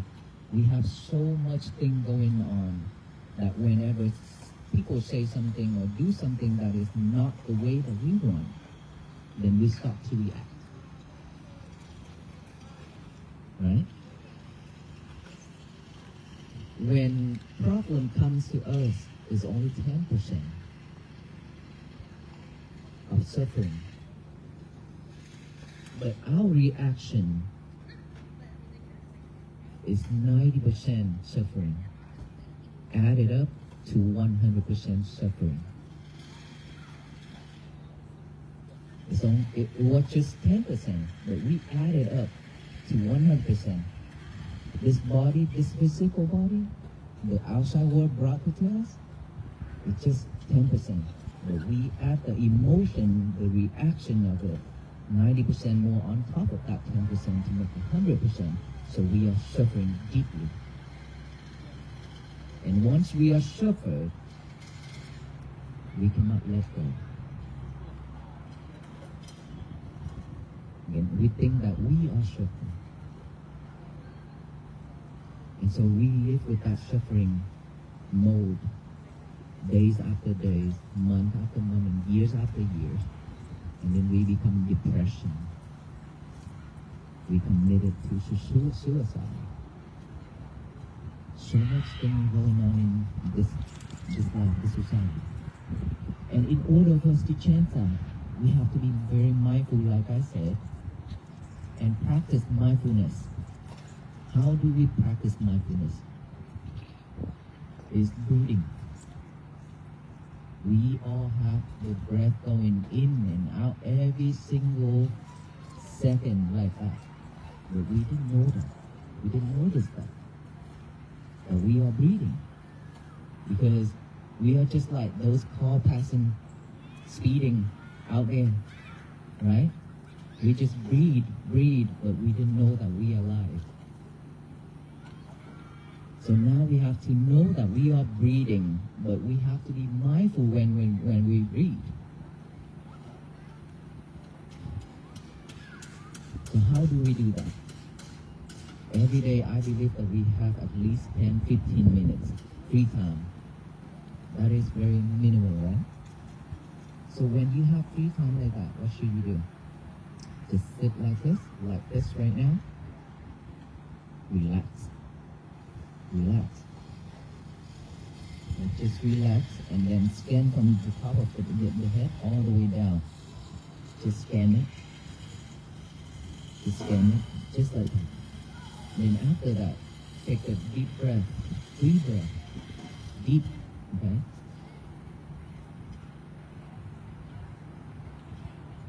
Just like that. Take a deep breath and then out. 3 times.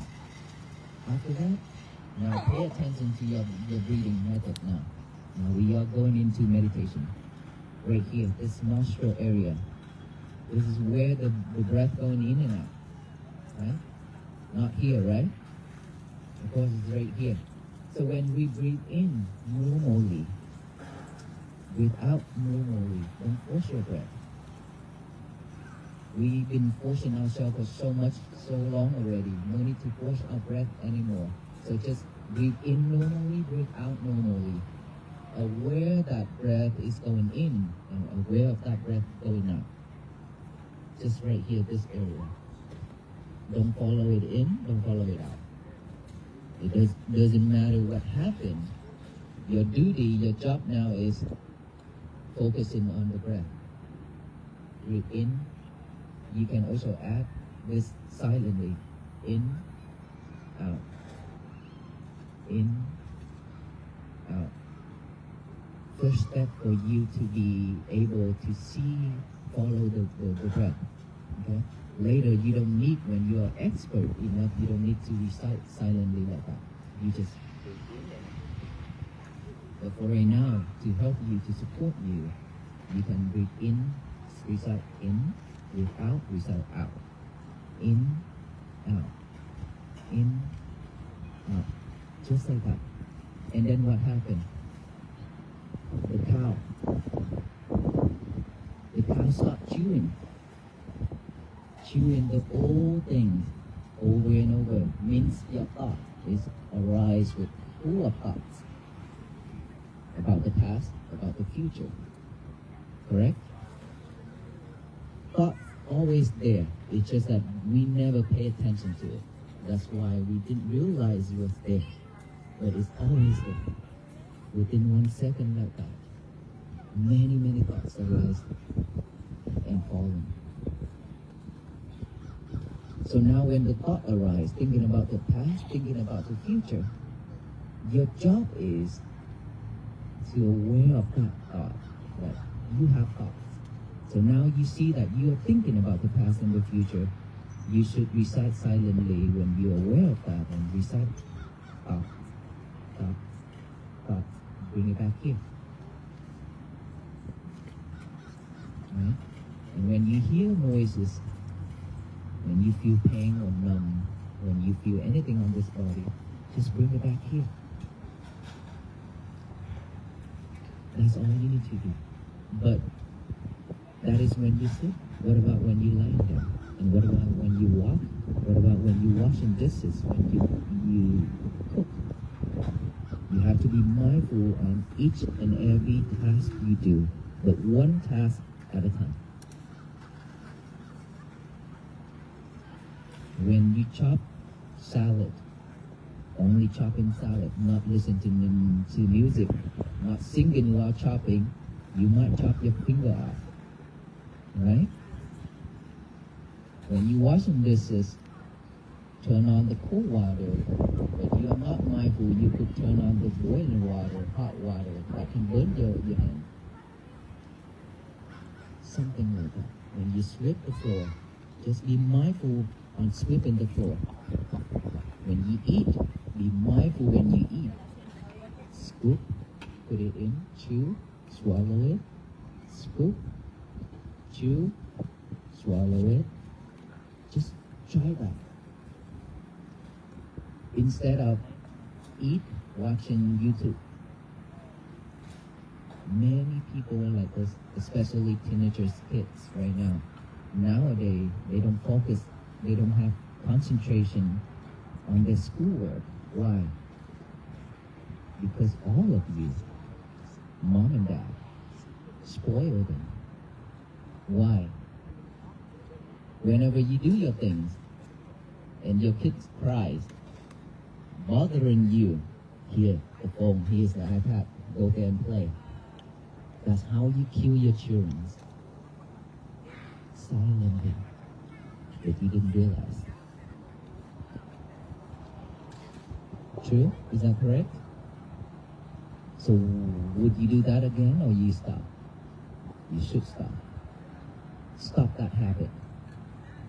Try to be with them.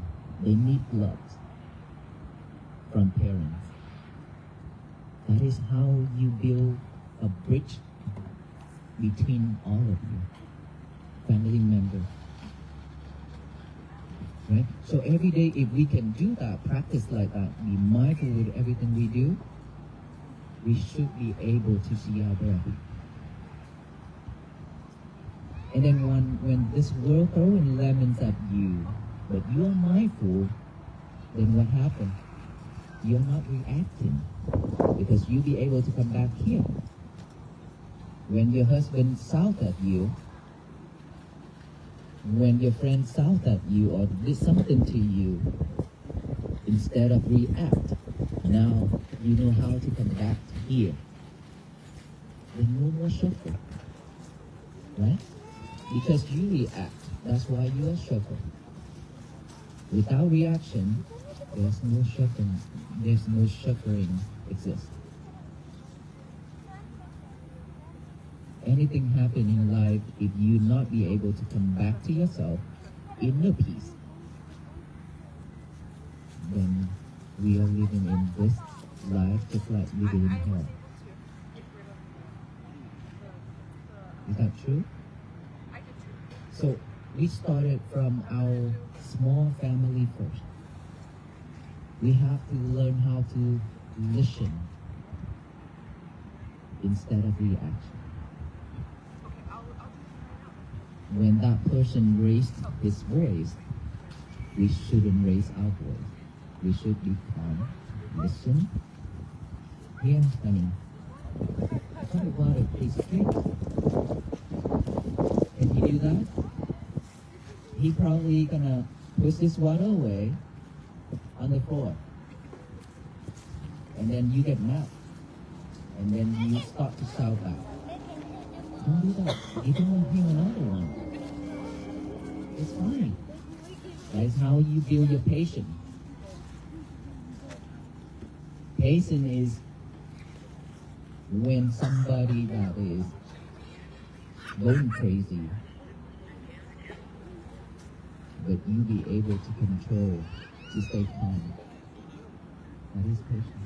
Without that, you're gonna continue suffering for yourself. So peace, our message is to bring peace, not to make this country become a peaceful country, not to make the government ask the government to bring peace to this country or to this world, but we are asking on each and every single one of us to build peace within ourselves. Once your family have peace, yours, all of us in peace, at peace, then what happened? We are not suffering. We are not suffering. We are not fighting each other. We are not stealing from each other. We are not yelling. We stay calm. So anything happens, we be able to manage it. Even though it's very bitter. But we have peace for ourselves. So peace always begins within, not without. That is why I said, I repeated myself everywhere I go. Every morning when we wake up, the first thing in the morning when we wake up, our mind is blank, almost blank. It's very simple, and it should be, you should show a good seed into that mind, the feel of mind. Instead of anger, instead of mad, instead of depression, all that thing. What kind of seed? Peace. Today is going to be my peaceful day. Just write it down on a piece of paper and repeat it over and over. Today is going to be my peaceful day. Okay? After you recite it, after you memorize it, from there on until the end of the day, you live with mindfulness in each and everything you do. When you talk, when you listen, when you work, when you sweep the floor, when you washing dishes, every little thing, just one task at a time, and pay attention to what you're doing. That is how you build peace. That is how you live in peace. And at the end of the day, before you go to bed, what should you do? Talk with your girlfriend and boyfriend? Your phone. I'm talking about your phone. Every single morning and every single night, you always talk with the phone. You don't talk with family members. Is that true? Before you go to bed, you look at your phone, write in some status, and then when you get up, reach for the phone, check. Did somebody say something on my status? We keep doing that. We don't live with our family member, but we live with somewhere out there. Right? So in the morning, instead of reaching for the phone, do that. Today is going to be my peaceful day. And live mindfully just like that every day. We will be at peace. So can we do that? Let's say when I walk into this town, I ask the police officer, I say, "Officer, this town is very peaceful. I don't see a lot of people. I don't see a lot of cars. And I don't hear yelling, shouting, anything." She said, "Yes, it's very peaceful." And I can tell that because all the cars going different direction, they stop. They stop while we walk until we pass, and they start to pick up and go again. And people are standing on the side of the road waving at us. "May you be well. Be safe. Be safe." We love that. That's what we need. Nothing else. If this world, if everybody lived like that, suffering won't have a chance to exist. Right? If we know how to live within, if we know how to take care of our problems, then there will be no problem around us, because we already know how to manage it. So, if this whole CD practicing mindfulness meditation, don't think that this is Buddhist. No, it's not about Buddhism. Meditation, mindfulness is for everyone. because it brings peace, calm, everything for us. So it doesn't matter what religion, what faith we believe in, but mindfulness is for all beings. We should practice because that will help us to live with free of suffering. So try that every day and don't give up. I know that many of us here that have heard or saw the news that we ran into accident, right? That's why I can tell that people seeing us walking again, that bring joy to them. And I can tell none of our venerable monks are giving up. One of our brother monks is still at the hospital, who's done the first surgery already, but he's very happy. He's not regretting. He still encourage all the monks to continue walking, and we'll meet again in Washington, D.C. So don't give up. When you practice this, it will take a while. It's not just one day and you become an expert. If you want to become a doctor or an engineer or whoever in this world, you also need to start from ABC, right?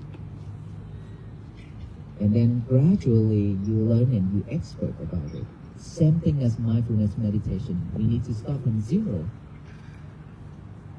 And every day we practice like that, until one day you will see that you become an expert of your mind. It's something that you cannot touch like this. Like this, you can touch, you can feel, you can see. But mindfulness, you cannot touch. But you can tell that you are better or not by whenever things come, you see your mind, how it reacts, how long that reaction lasts. People without mindfulness, it could last for months, for years without anger. But if they're mindful enough, it could last probably 2 days, 3 days, 1 day, or just after you slept one night. When you wake up, today is going to be my peaceful day. No more suffering, no more reaction. That's how you can tell that you are getting better or not. But after you practice for a while and people throwing lemons at you and you react right away with full of anger, full speed, then you can tell that you're not there yet. You still need to put more effort into it to practice. And I believe we can do this. It's not that hard. Nothing hard in this world. With the power of this mind of human beings, we can do anything. But guess what? When I went to the Hutchin jail, the prisoners in there, I said, you know, I know that you can do almost anything in this world. But I know that there's one thing that you cannot do. And they was questioning, they were wondering what I'm talking about. And I said, if you can sit down with me for 10 minutes without moving and be mindful of your breath, your breathing method. If you can do that with me for 10 minutes, then I believe that you can do anything. Otherwise, there's a lot of things that you cannot do. At least, just for 10 minutes, but you even 10 minutes you cannot do. And guess what? 2 minutes, this person opened their eyes and looked at me. The other one moving, the other one stretching his leg out. Things like that. Because they cannot stay still. They cannot focus. Why? Because their mind always chasing the outside world, not within. That is why. And we all been doing that, right? Now is the time for us to come back here. It's not too late. But if we miss this opportunity, then it's going to be too late. Because we don't know when we're gonna die. That's why we call impermanent. So all that feelings are also impermanent. It will rise, falling. That's it. But we already choosing it. That's why we suffer. The person who shouted at us, now he's at the bar hanging out and singing, playing, but we are sitting here with tears and crying. How silly we are. So, thank you so much, and I'm very grateful to be here in this town and got this opportunity to share with you how to be mindful with our life. And we wish you the best in life. May you all be well, happy, and peaceful. Thank you so much. Sẽ đọc một bài kinh ngắn.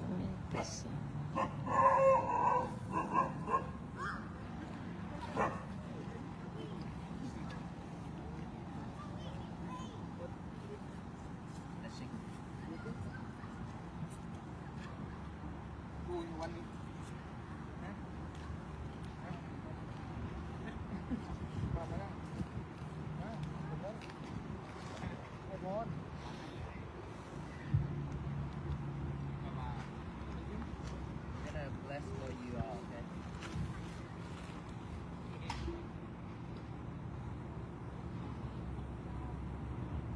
That's all for this concept like this.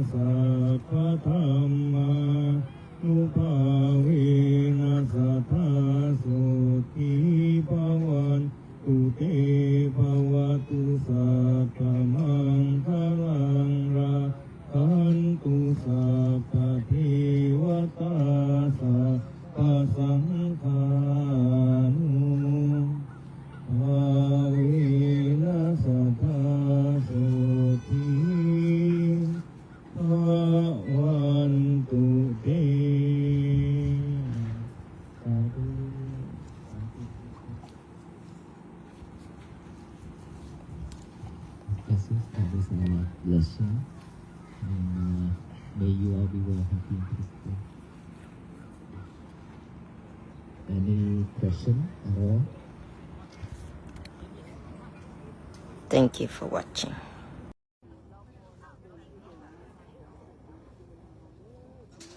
The Sangha is now arriving at Alau's Temple in Houston, Texas.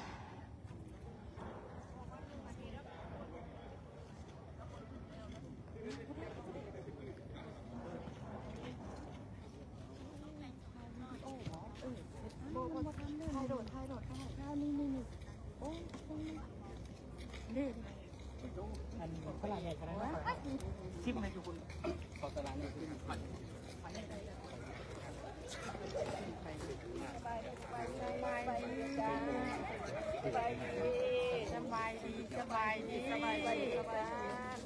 บายดีเดี๋ยวมาพ่อกันอีกแล้วพ่อกันอีกแล้วเดี๋ยวพ่อกันเลยตำบักหุ่งเด้อ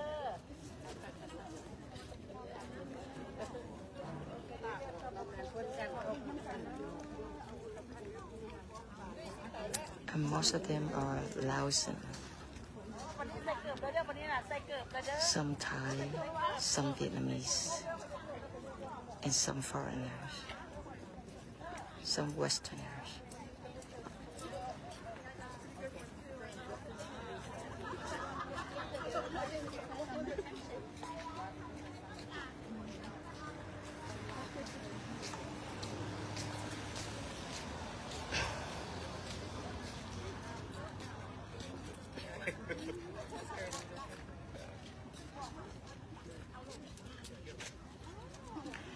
And the lunch are ready for the Sangha.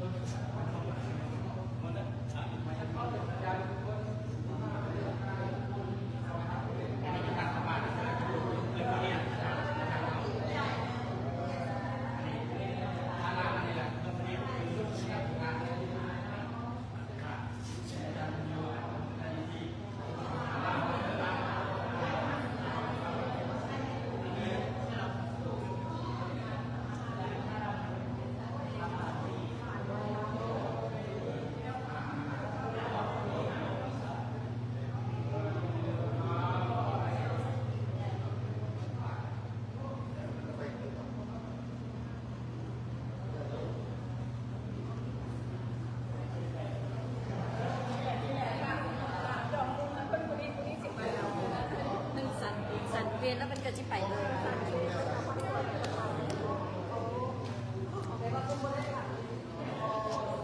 18 with the new one. Huh? Yes.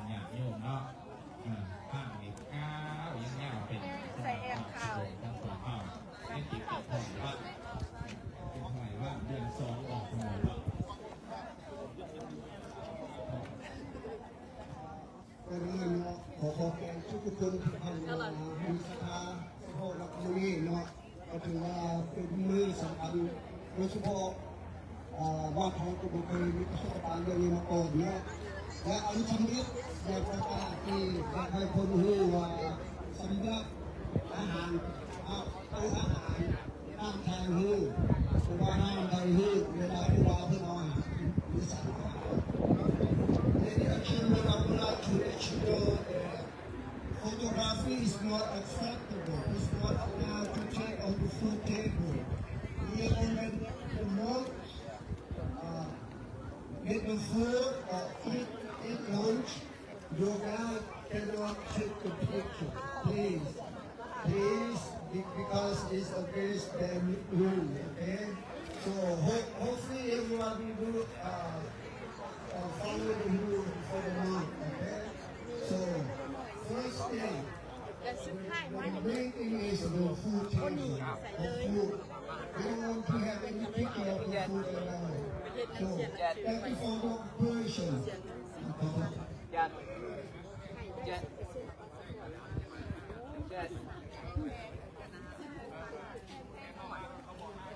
บาทคนดูไทยอาจารย์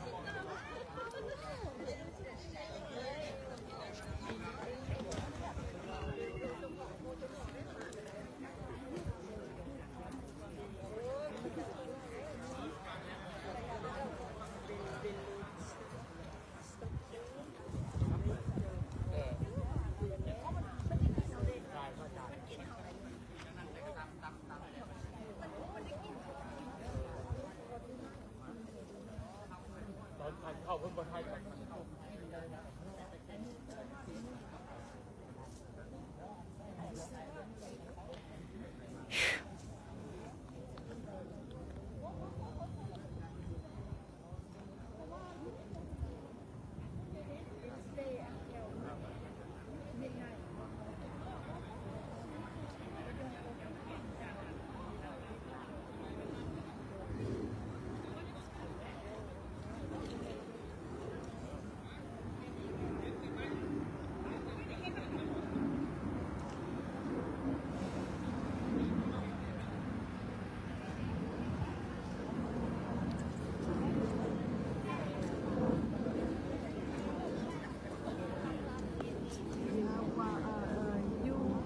Oh, yes.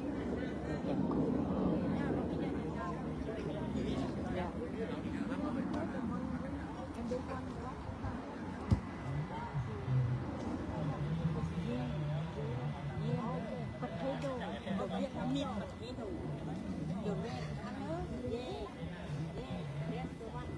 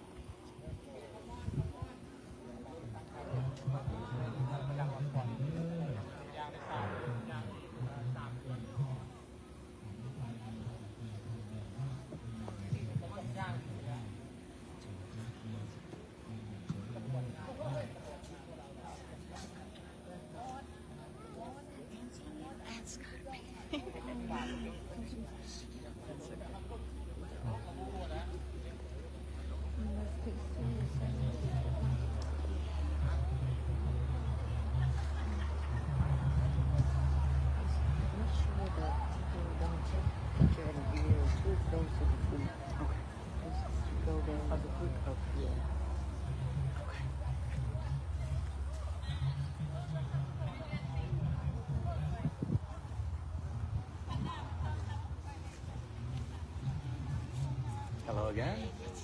How are you?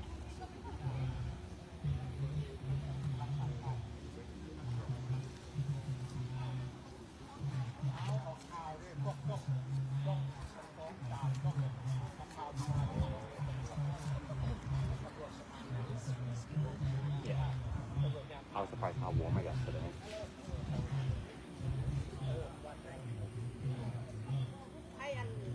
Are you following the entire travel or just Houston only?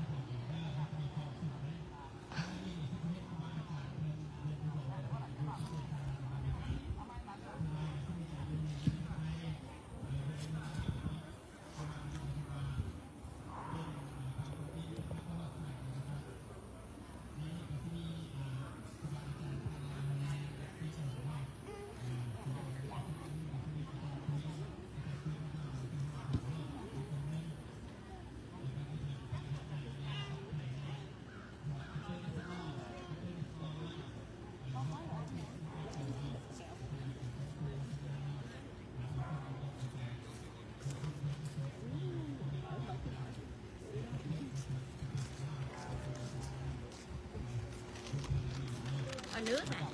Hay là có nước?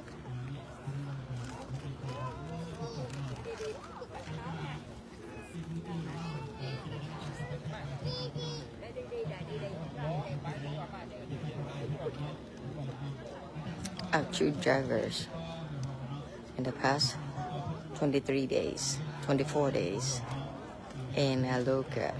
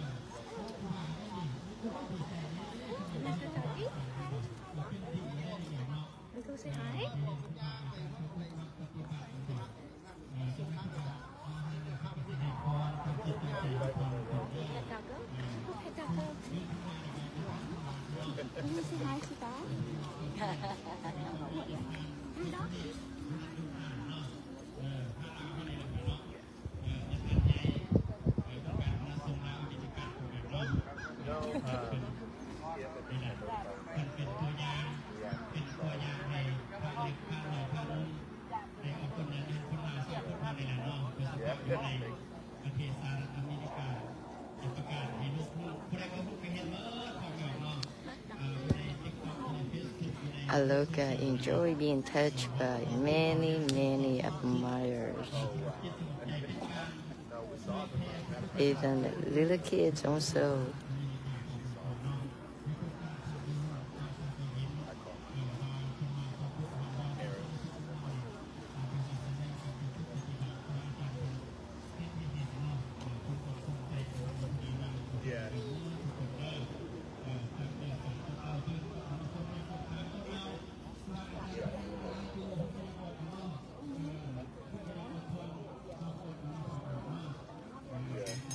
Dạ nha.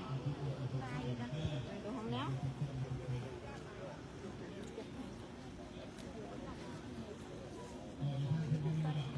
Yeah. Yeah, no, it was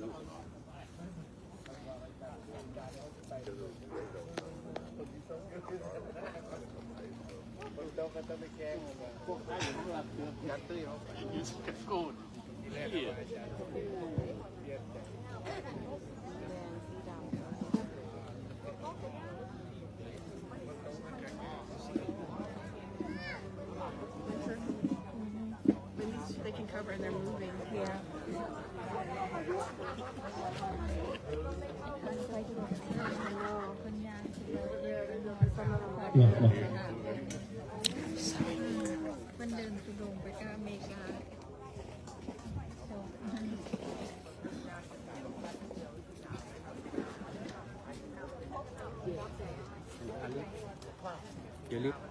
Delete video Facebook.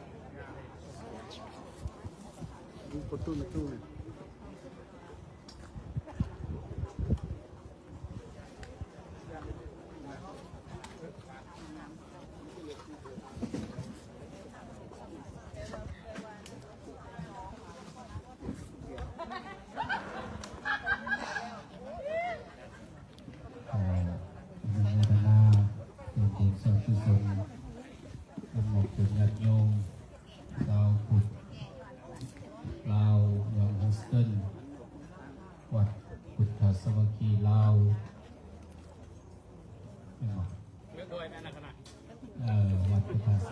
ราแต่ผมอยากครูบาอาจารย์ตลอดจนออกเป็นญาติโยมได้หาข้าวเกียมอาหารมาถวายแก่พ่อแม่ครูบาอาจารย์พร้อมด้วยคณะทีมงานเดินธุดงค์ในประเทศสหรัฐอเมริกาเดินมานี่ก็ได้ซาวพอดีซาวมือซาววันพอดีออกจากฟอร์ดเวิร์ดวัดเมืองดาวอยู่ฟอร์ดเวิร์ดเป็นวัดเวียดนามเพิ่นซึ่งเป็นเจ้าภาพจัดเดินธุดงค์หรือว่าเดินธรรมยาตราในฝั่งนี้ หลักการเดินทางเข้าฟอร์ดเวิร์ดออกจากฟอร์ดเวิร์ดแล้วก็เข้าเมืองหลวงของรัฐเท็กซัสเมืองหลวงชื่อออสตินแต่หลายคนก็เจ้าก็ถามว่าคือว่าสิไปเดินทางไปวอชิงตันก็คือเดินทางไปออสตินพุ่นคนทางมาลักกลับกันว่าซั่นก็เลยบอกว่าถ้าค่อยสิไปไสกะยาแต่เมืองหลวงลักษณะคือเป็นเมืองพ่อเมืองแม่ต้องได้ไปครอบทั้งรัฐบาลทั้งเจ้าหน้าที่ของพระเจ้าเพราะว่าการจัดธรรมญาตราในครั้งนี้บ่แม่นว่าเฮาสิจัดขึ้นแต่ในชาวพุทธของพวกเฮาอย่างเดียวอันนี้เว้าถึงนานาชาติคือถูกชาติกับบอกว่าแต่ในพระพุทธศาสนาที่เพิ่นเขียนบอกว่า WalkForPeace เพื่อสันติภาพถ้าถามว่าเพื่อสันติภาพของประเทศใดของรัฐใดของเมืองใดอาจารย์บอกว่าบ่ได้ซัพพอร์ตในประเทศใดประเทศหนึ่งในรัฐใดรัฐหนึ่งคืออันสิมาเว้าแล้วก็เว้าเรื่องบุญและโลกนี่ซะโลกของมนุษย์เท่านี้อยู่ไสอยู่เมืองใดก็ต้องการ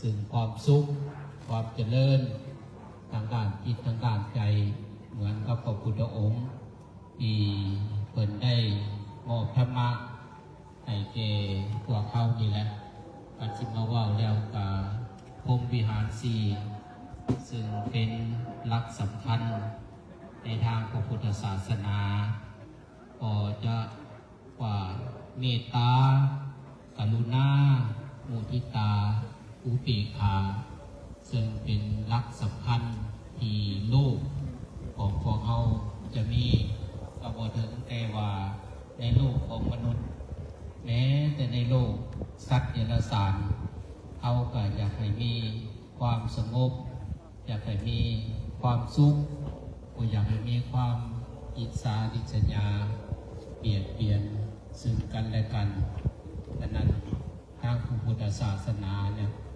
เพิ่นสอนมา 2,000 กว่าปีมาแล้วแต่ว่าถึงปัจจุบันนี้พวกเขาก็ยังต้องการธรรมะขององค์สมเด็จพระสัมมาสัมพุทธเจ้าเพื่อว่าเขาจะอยู่ในโลกนี้รวมกันอย่างมีความสุขความเจริญมีการประพฤติปฏิบัติสิ่งพวกอาจารย์อย่างมาเนี่ยก็มีกับบุแมนว่ามีแต่ชาวพุทธชาวต่างชาติเห็นครูบาอาจารย์เอาน้ำมาถวาย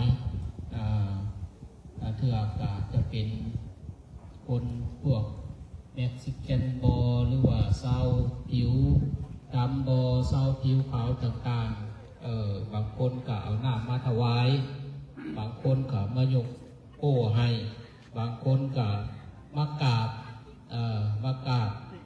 น้ำตาไหลก็มีบางคนก็ได้ฉะนั้นเขามาเห็นแล้วก็เจ้าก็มีความรู้สึกว่าดีใจและก็ภาคภูมิใจที่ได้เห็นพ่อแม่ครูบาอาจารย์อันนี้ก็เป็นสิ่งหนึ่งที่ได้เผยแผ่พระพุทธศาสนาเผยแผ่ผ่านพระสวพัฒน์ขององค์สมเด็จพระสัมมาสัมพุทธเจ้าได้เวลาแล้วก็พากันเกี่ยมพระพรและก็เกี่ยมน้ำยาไปเด้อยะถาวริวังปุราปาริปุเรนติสาคลังเอวเมวะอิโตตินังเปตนังอุปกปติ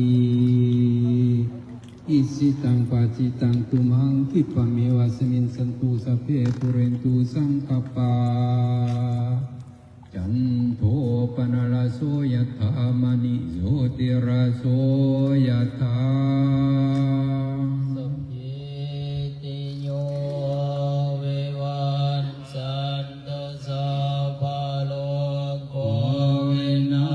ส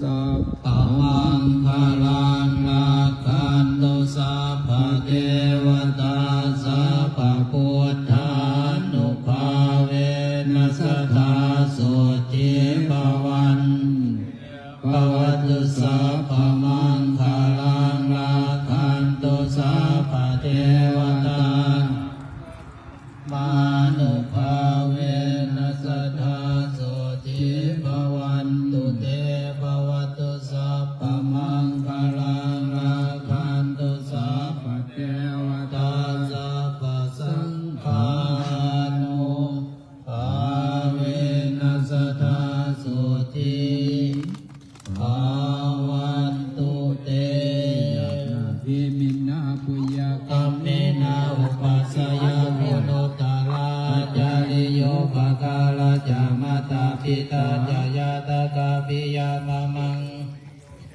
มาลาสกุณาวันตานาลาปิจาภุมมามาลาจาอินทาจตุโลกภาลาจาเทวตายามุมิตามนุสาจามาสัตตาเวริกาปิจาสเพสัตตาสุขิโอตุปุญญานิปะกาตานิเมสุขจติวิตังกิตุกิปัปปะเปทโวมาตังอิมินาปุญญากรรมเมอิมินาวุติเสนาจาติปะหังสุลาเภเทวตานุปาทานาเสทานังเยสัตตาเนหินาธัมมายาวานิปานาโตมะมังนันสันโตสัพพะกายวายาทัสสะโตภเวภเวอุสุจิตังสติปัญญาสัพเพโกหิยามินามาลาลาภันตุโนกัสสังฆตุนจาวิเยสุเมพุทธาโลนาโตธัมโมนาโตวะโรตัมโมนาโตปัจเจกพุทโธจะสังโฆนาโตตะโลมามังเตสุตัมมานุภาเวนะมาโลกัสสังละภันตุมาตุกะปัตตาปยาคาตาจเนปยาสุขปัตตาจเนสุขาโอตุสัพเพวิปานิโนอิตาวตาจามัยปุยาสัพพะทังสัพเพเทวานุโมทันโตปฏิสังขยุนิสุบินดาตาวเสวามิเนวตวายนะมัตายนะมัตนายนะวิปุสนายะยาวะเทวาอิมัสสกายาสัตติยายาปนายะวิหิงสุปารติยาภุมจายะโยคายะอิติปุรานัญจเวทนาปฏิอังคามินาวันจเวทนานาอุปเทสามิญาตาจะเวภวิสัตติอนาวาสตาจะปาสุยหาโลจาติพ่อแม่ครูบาอาจารย์สังเขาติคอยมาให้เพิ่นเทศน์ผู้ฟังจักหน่อยเนาะเวลานั้นสังเขาไปสังก่อนเอาสีสังซะสีสังพร้อมกันสีสังอาหาร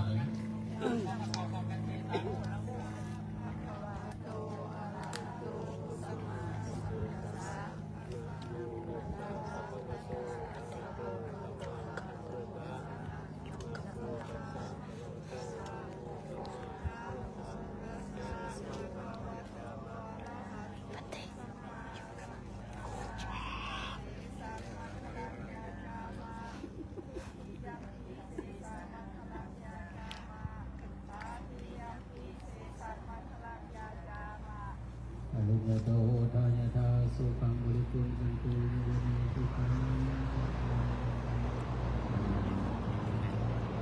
ส่วนการเดินของเราการทำสภาพอ่านได้เด้อ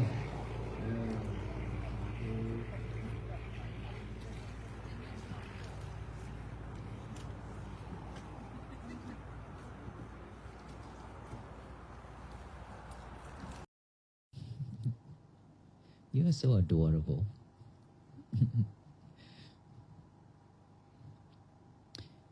How many of us thinking about burger? You did? Oh, wow. How about beef steak? You do? Wow. All kind of food. So we sitting here, but we thinking about beef steak, burger, tacos. Some of us maybe went back to Thailand. Some of us may went back to Vietnam. or I might went back to my temple in fourth ward. And all of us here probably thinking of this and that, this person and that person, or our homes, right? We keep doing that every day. So my question is, when are we gonna stop?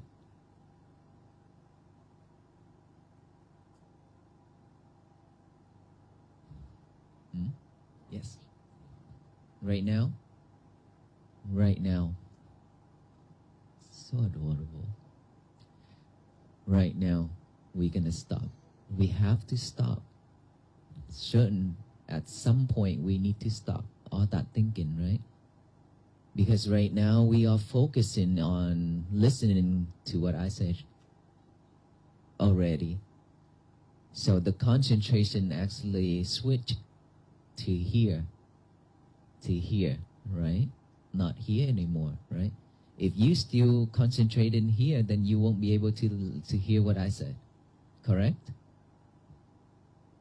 So that was a correct answer right now. We stop all that thinking to listen, and we spend our time here to listen, trying to find out who we are. So who we are? Who are we?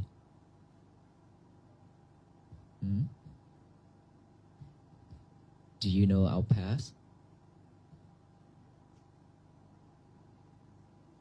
Who knows our past in the previous life?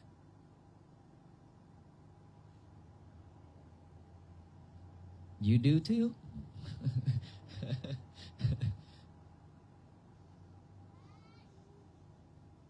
There's one thing that we'll be able to know our past that I would like to share with you.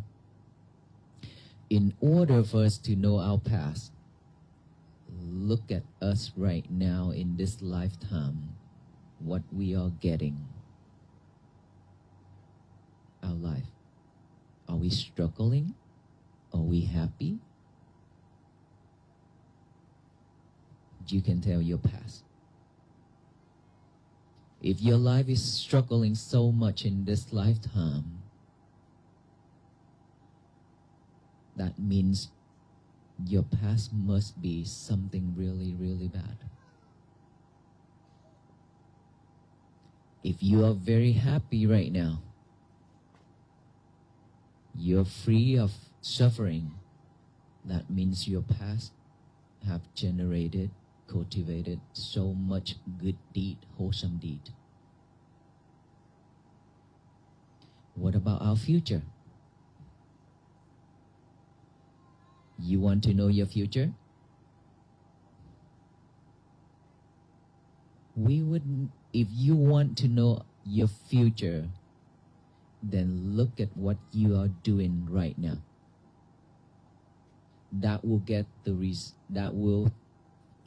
What you're doing right now is gonna be the result for the future, in this lifetime or the next life. So it all depends on us that we want our life to be free from suffering, to be happy, or suffering and unhappy. We choose. No one else can force.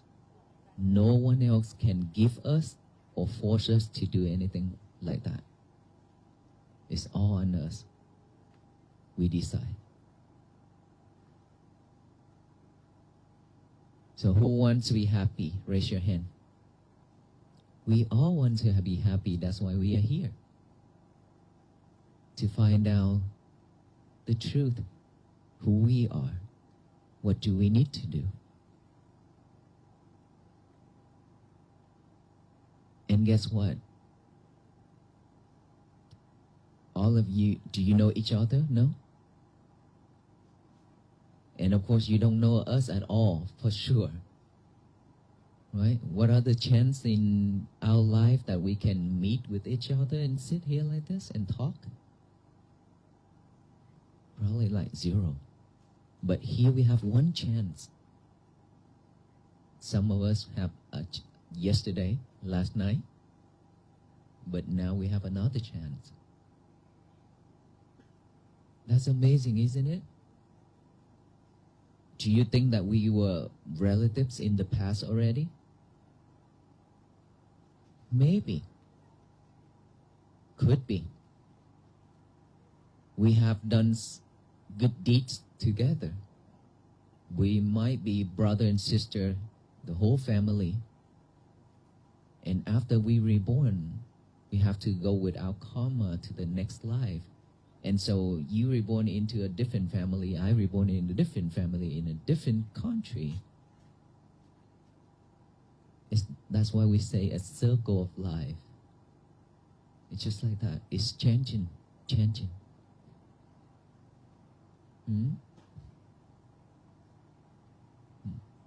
Life circle. And so today we are here together again. Of course, there's a connection between all of us. There are so many people out there, they wouldn't spend their time to listen to the others, to learn from the others, right? Or even sit together like this. Maybe on a table in a fancy chairs or something, not on the grass like this. But here we are. I've been seeing all the monks sitting on the grass on one side and all the lay people on one side sitting on the grass and eat just same like the monks. That was amazing. That is connection. We let go of all that ego. Is that true? We let go of all that ego. Regardless of skin color, faith, we believe in it. We just be together and talk and listen and look at us, look at each other and smile. That is wonderful. So I do have a strong belief that we were probably family members in the past already, or friends, or brother and sister, or teachers, or student, all that kind of connections.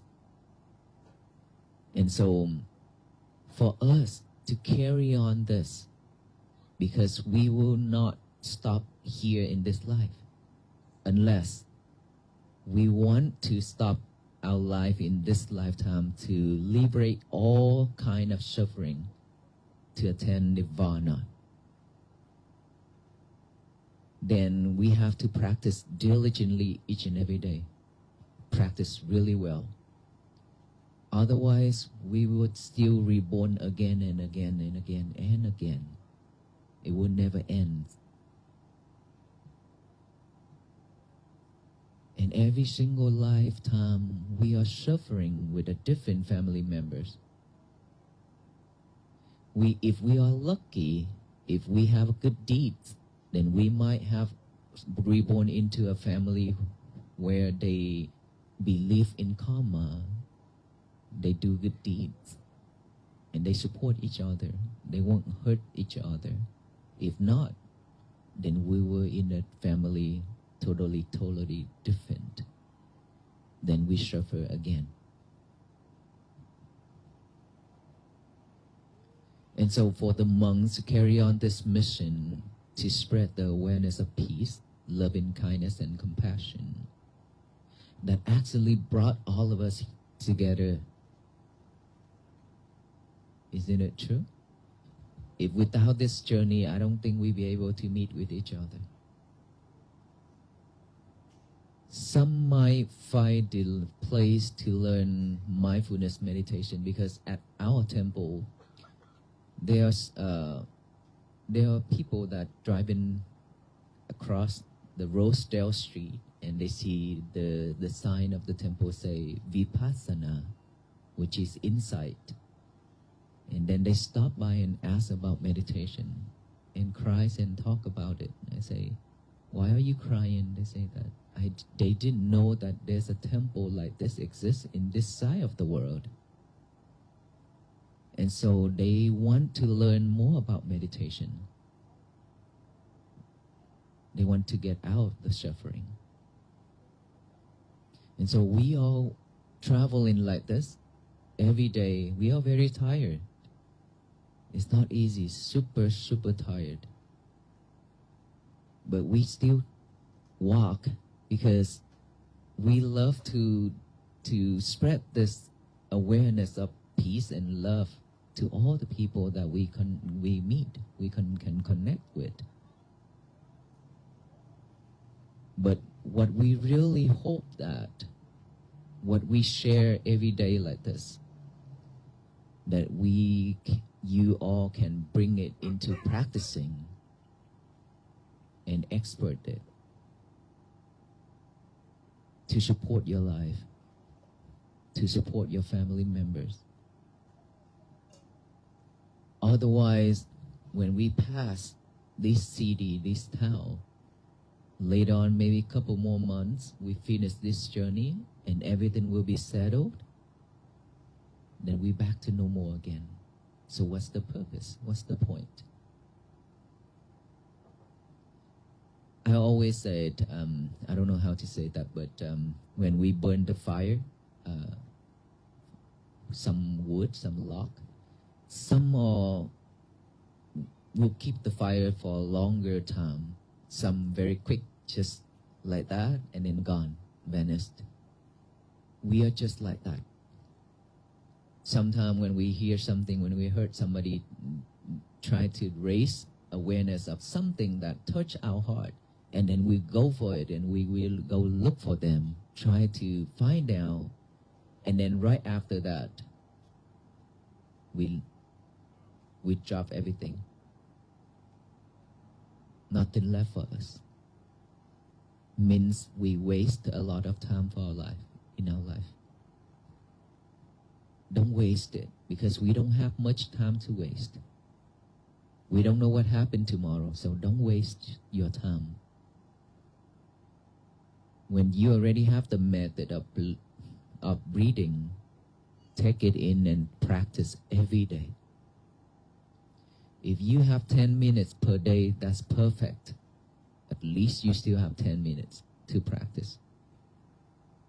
And actually, when you practice that, you can help your kids a lot. You can help your kids. You can ask them to join with you. And so that will support them to learn, to study. So why not?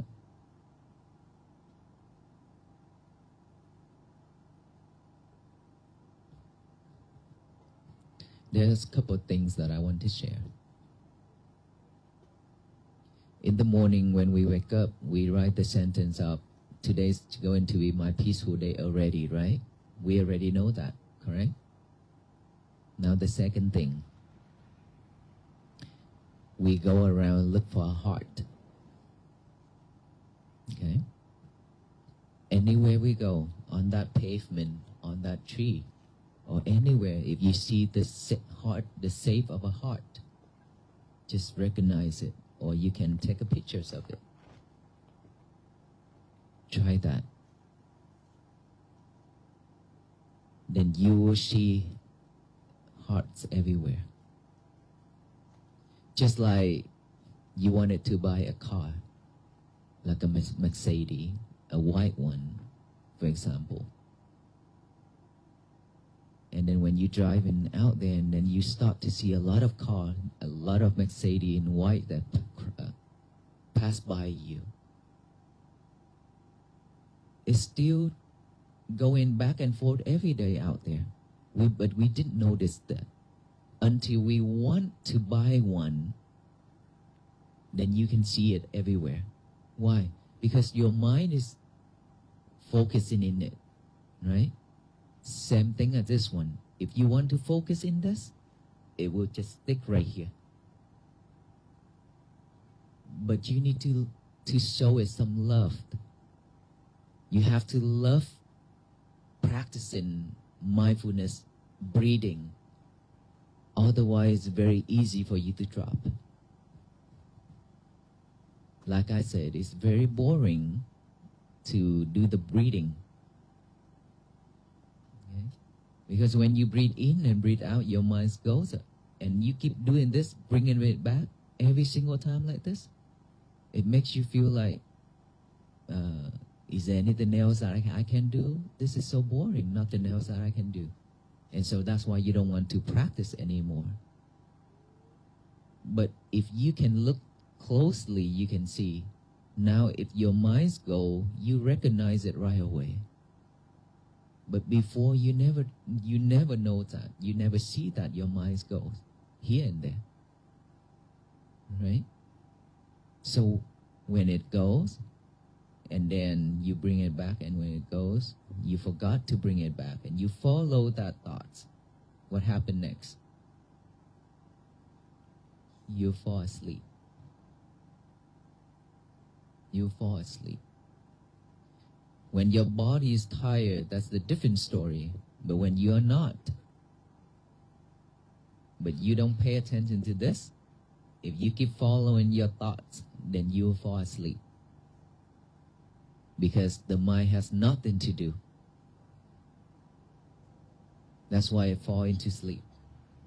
But when you awake and bring it back here, then you will stay awake again.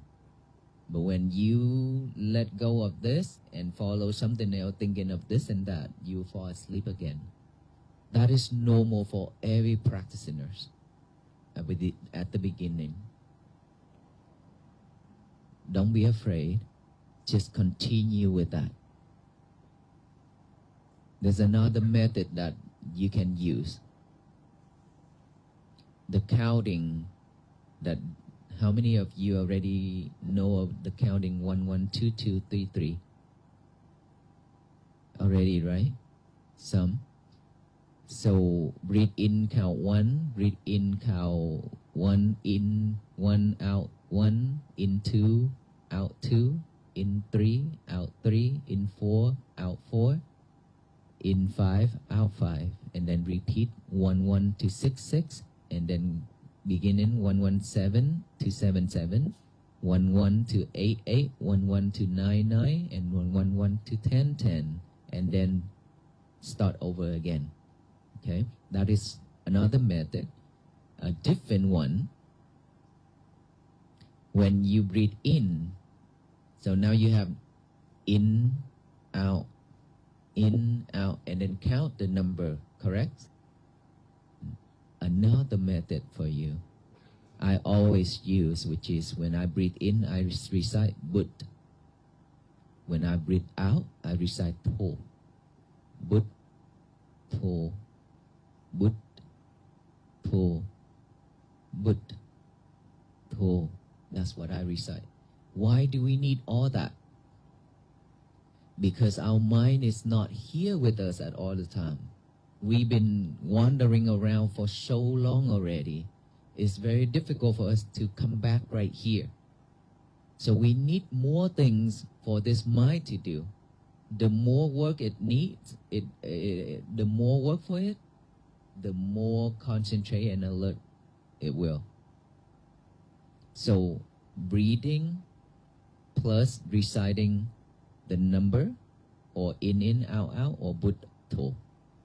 Those are the things that you could do. Now, when you walk,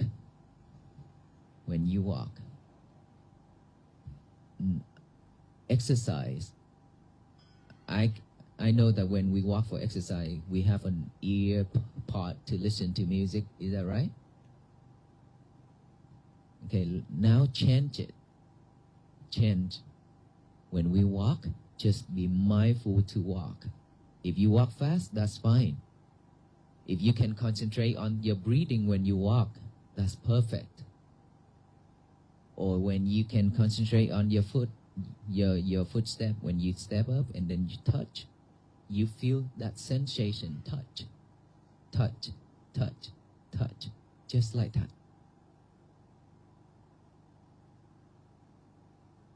And then what about when you cook? We talked about this already, but I want to go a little bit further. When we cook, when we cut something, with a knife, a very sharp knife. If we don't pay attention, our mind's not there, what's going to happen? We cut our finger, right? Our mind is very sharp, just like that knife. Just like that knife, very sharp.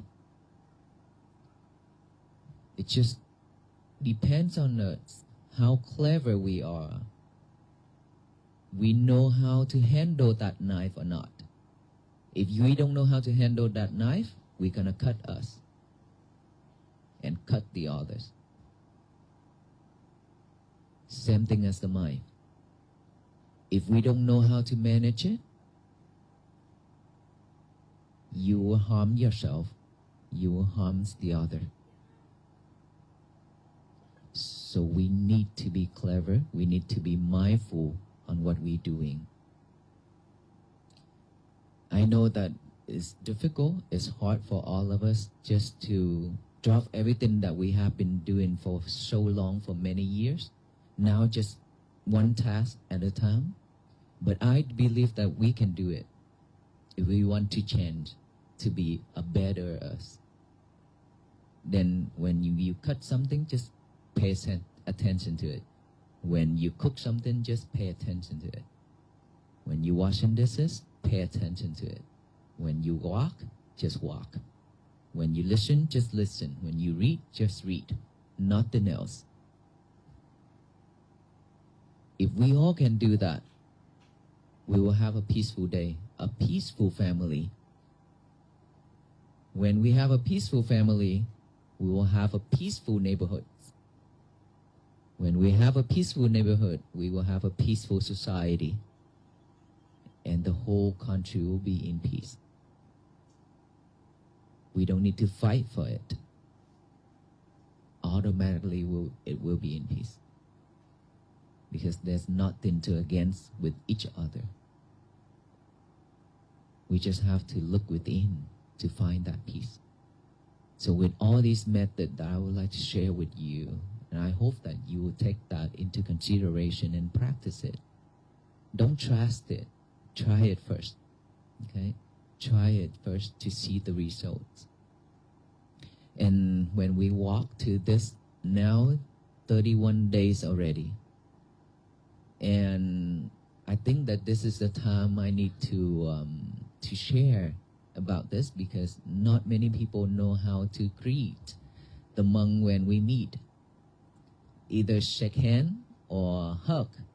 Of course, we want to shake hand, we want to hug. It's not a problem at all. Okay? But I always said, we've been doing this for so long, many times, everywhere, right? But let us all greet each other in a peaceful way. What is a peaceful way? By doing this. Positive, negative energy all together, like this. Just when we put our hands up like this, and then just, if you can try, okay, when you just slowly put your hands up like this and pay attention to it, focus, relax, no thinking, no thought, no nothing, just like this. Just slow a little bit, slow down a little bit. You will feel peace right away at that moment, instead of this. Right? You can see the difference, right? That is a peaceful way to greet each other. And we are here try to bring that message, correct? That's why when people trying to shake our hand or hug us, we just say, let's peace. Let's greet each other in peace like this. I think it's a beautiful way. We can try, we can change. It doesn't hurt anybody, right? So that is how we can greet each other. And plus, one more thing. Some very exciting to see us, females, want to hug us because to show some love and respect. But for monks' rule, we cannot. We are not allowed to touch female. That is why when you see that we put our hands up like this, means let's do this.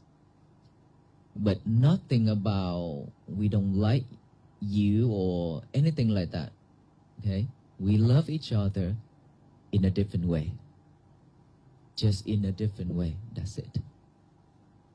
When we walk on this journey, means there is no different already. We let go of everything. There's no different at all, for sure. Everybody equal, just like us. So let us all love each other, and let us all try to spread this loving kindness, compassion, and peace to our loved one, to our neighbors, to our society, to our country, and this whole world. Hopefully one day it will bloom so that everybody will be at peace. All right? You have any question?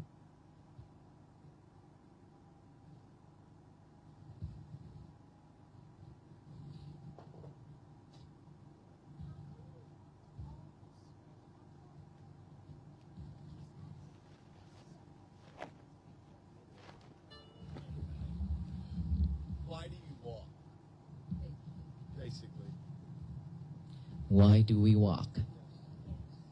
Because we've been seeing a lot of suffering around us. All the people that we loved, all the people that come into the temple and talk with us and express their feeling, how suffering they are, and they can't find the way out. And that is the reason why that bring that to my mind, that I want to do something to share this message to all the people. And if I just stay at the temple and go online and talk, that won't be like this here today, right? It's a different story. That's why when we walk, we show some dedication, effort, patience, and determination. That is how and why you, your family, and everybody show us that much of love and come here, sit down with us like right now.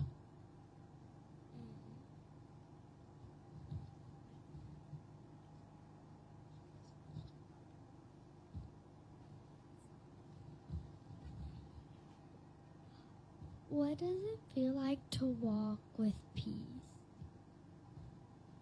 Why do I feel like to walk with peace? You know what peace is? No? Are you happy? I think you do, because you've been smiling the whole time when I met you earlier until now. Your mom must love you a lot, right? So you are at peace. But ask your mom, see if she's at peace or not.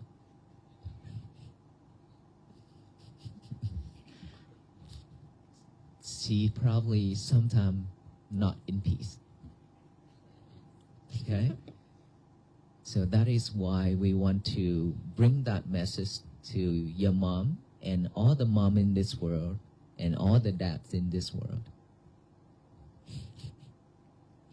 And for you too. Maybe later on you would understand.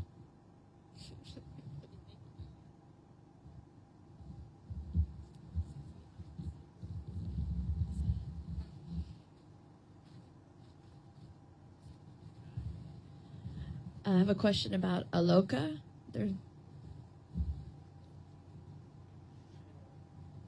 He's sleeping, but I can answer How for him. old is he, and how long have y'all had him? Aloka, I think he's 4 years old, and I adopted him end of 2022 when I walked in India for 112 days. Me and Ajahn boy right here and Ajahn right here, we walk in India for 112 days, over 100 months total. We walk from India to Nepal, and then Nepal back to India, a circle like this. So Aloka follows on day 6 of the walk from the Kolkata airport in India. He followed us. By that time, he's like a stray dog, but very hungry, nothing to eat. And then when he saw us, I tried to feed him with water on my hands like this. He afraid, he's scared. And then we feed him some snacks, some cookies, things like that. Day after day, he started to follow. And there's a lot more dogs following us, but they all drop out, and only Aloka left. Yeah. He stick with us. And so Aloka walk, but playful, very playful, and protective. He's nighttime, when he see dog around, he just chase them out. He doesn't want like anybody, any dogs around. Just him. Just him. And so after that walk is about in April of 2023, I bought an airplane ticket for him, Emirates airplane, and he went to JFK, quarantined in JFK for 28 days, alone. So the day that I left him in New Delhi, India, let me tell you the story. I took him around and around to find for the hotel, because after the walk, I did all the paperwork for him. So we looked for a hotel to stay. None of the hotel accept dog. So I don't know where to go, but luckily there was a kind of old hotel. He accepted it, but we need to pay extra. I was like, okay, that's fine. And then on the day that Emirates airline come to take him, and I took him out to the car, put him in the back seat of the car, and he thought that I would jump to that car with him, but then I didn't. I shut the door and I stepped away, and he just running around the back seat, looking at the back windshield, cried so loud. Cried really bad. Oh. And so,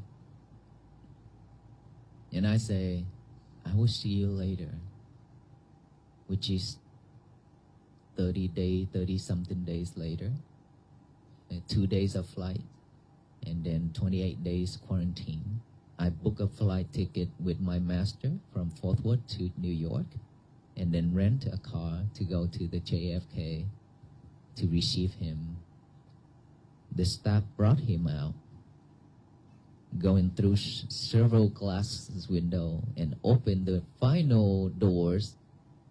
He saw me. I say, Aloka, and he just ran straight to me and pushed me down on the ground, kiss and everything like that. For a longest time. And then I say, you stay here, okay, I'm gonna go prepare the car. I stepped out, and he thought I left him again. And he cannot stay still. He's running around in the office. And then I brought him home from there. He get to see all states that we crossed by. And then when he came back to our temple, the first thing he would do, he ran away all the temple, go see the fish, the pond, everything, and I took him into my I call it kuti, which is my place to stay. A lot of blinds. I left him in there. He torn up everything in that room. Nothing left. New cushion, new bed, new mattress, he tear them all off. We replaced. He tear them all off. So that is his story, and he been going through a lot, and I train him a lot too. So he's a a lot of love that people give to him, and I can tell. Right now, so much people everywhere we go just ask for Aloka, Aloka, Aloka. And I don't know if something happened to him, then what's going to happen? But he's very clever. He always stick around with us. For sure, he's fine. It's just that he walked too much, and he's tired. When we stop, and he just needs to sleep. That's all. And he doesn't want to go with the car. He just wants to walk, because he's a walk dog with us. We walk, he walk. For 2 weeks before this journey, before that, when I turn on the car key, he knows right away. He jump into my car, go anywhere, everywhere.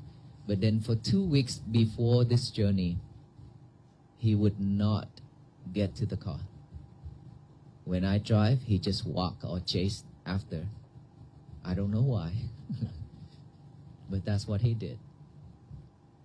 Yes, so that is the story of Aloka. It's a long story, but very brave dog.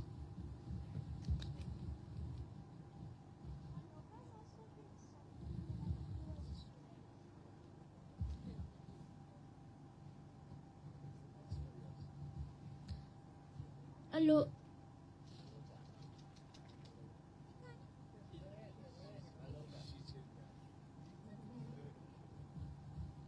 She had said Aloka must have been suffering before he found you. Yeah, he been suffering, but now he's okay. He's with us. He's safe. So don't worry. At least now he has a house to stay, right? He's not stray anymore. He's not going out there and fight anymore.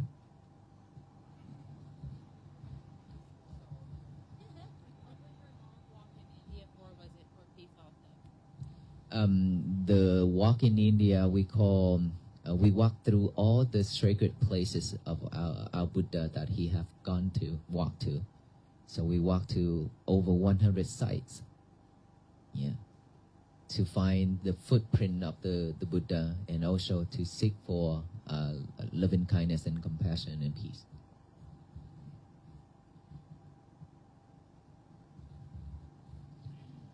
I don't have a question, but I just want to tell you all, thank you so much. You've brought so much light and joy and just given me so much hope for our communities, and I just want to thank y'all so much. Your light and energy will be here for lifetimes to come.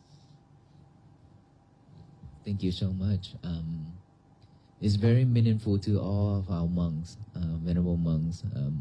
We talk about it every day when we come back. We talk about it.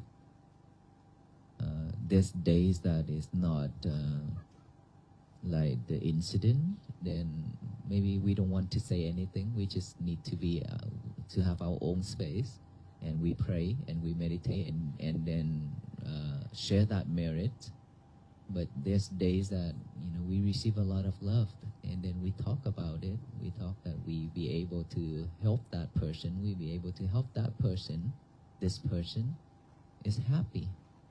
We are happy to do so, because that is our purpose in this life, that we be able to, we practice and we want to bring that message to help the others.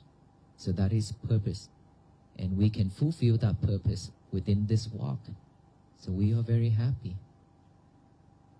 And that is why even though when we are very tired, we still smile and walk.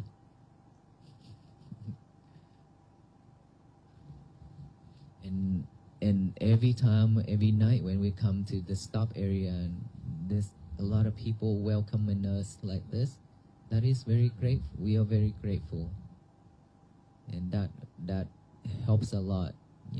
We have the strength to continue, even though it's a long journey behind us. Still have a long journey. Yeah.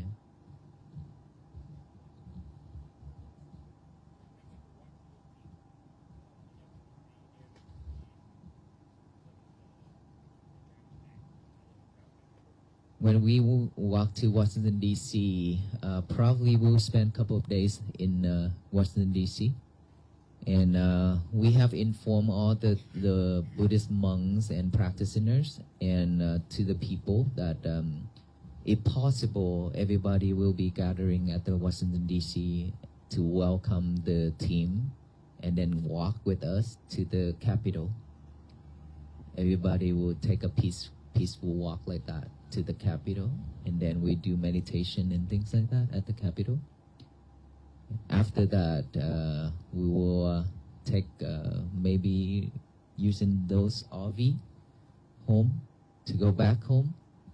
Hopefully, there's space for us, or we can just sit down anywhere in that hallway.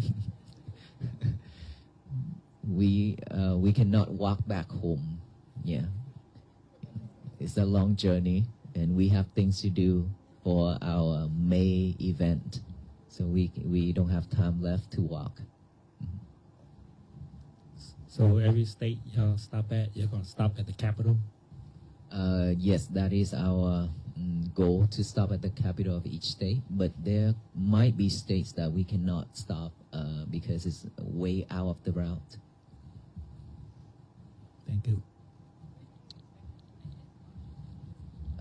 ETA February the 15th, but we will try our best to come up with the final date, so to inform to all, that way everybody can arrange to see if we can meet again in Washington D.C.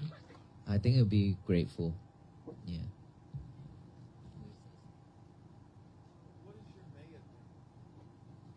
The May event, we call International Vesak Day. Vesak Day is the 3 special occasions of our Buddha: the birth, the enlightenment, and the passing away.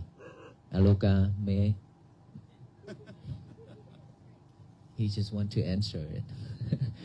The 3 special occasions: the birth, the enlightenment, and the passing away of the Buddha on the same full moon day and month, but different years, of course. That is international event. But the second major event is the reciting of all of his teachings. All countries will be gathering and then recite it every day, from morning to nighttime. We read it over and over like that. And at nighttime we have a Dhamma talk like this, delivered by different masters, different countries. But the special event is the Buddha relics. Our Buddha, after the cremation, he has left many different sizes and colors of relics, which is his bones. And the Sri Lankan government, they have kept those relics for a longest time from India.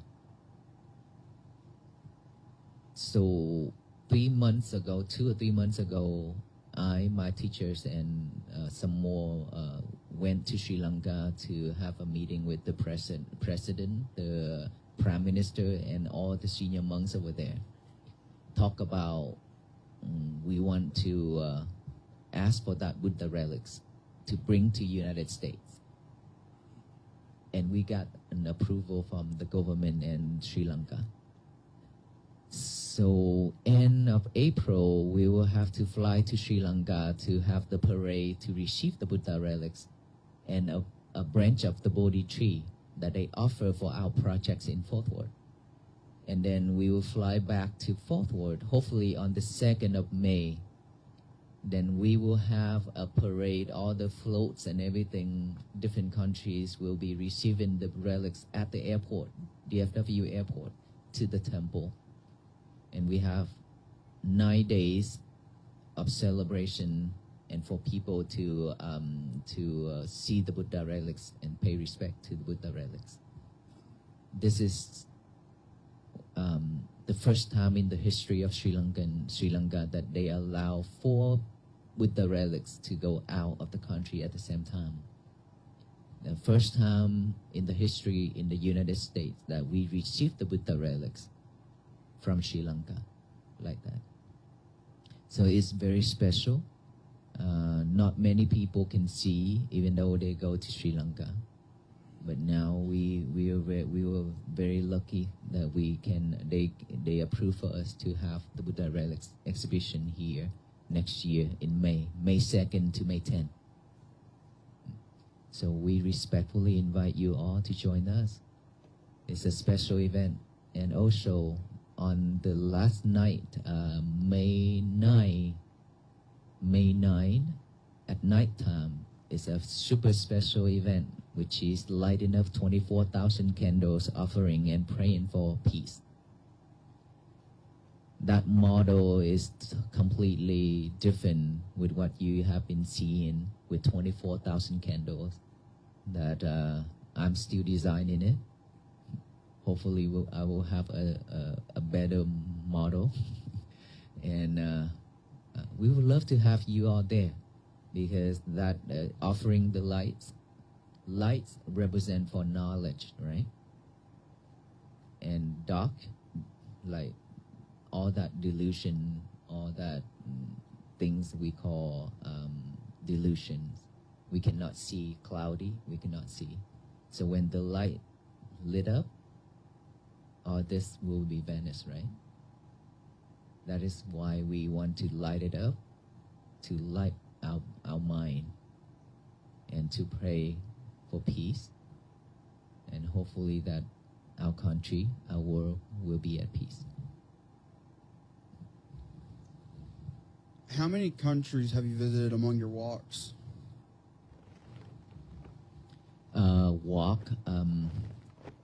There's monks walking in India, Nepal, Sri Lanka, also in some Malaysia as well, Thailand, Cambodia, and Laos, and the first time in the United States.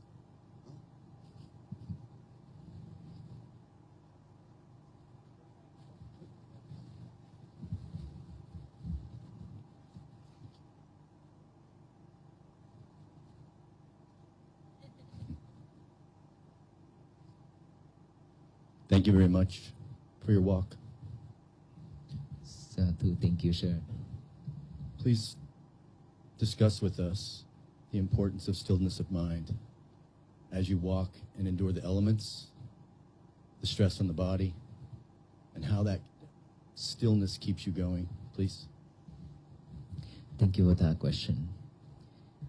When we walk like this, pain, numb, injure, all that.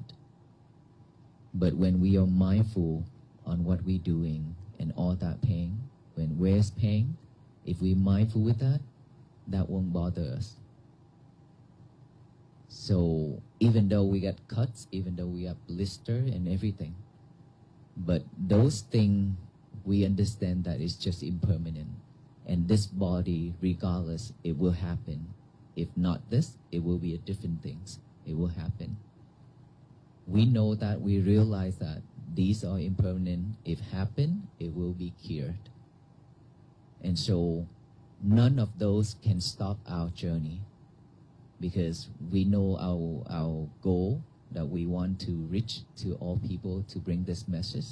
That is much more important than all this. That is why that keep us continue on this journey. And every step that we made, we are always mindful on how we walk. Like myself, when I walk, I always pay attention to my breathing. Except the time when people asking and say hi and waving at us. Other than that, I will stick with this. And of course, I will watch out for my team, for cars, for traffic, things like that. But we need to be mindful, basically. Mindful on what we see, what we look, what we want, and what we step on. Sometimes when I step on a rock and my Lung Paul, he just say, Buddho, Dhammo, Sangho, right behind me. He know that it hurts. It really hurts. But then I take a deep breath and I start to walk again slowly, slowly, slowly, and then I pick up and I walk faster again, just like that. We practice a lot on this journey. It's not easy, but those are very important, and those are good lessons for us.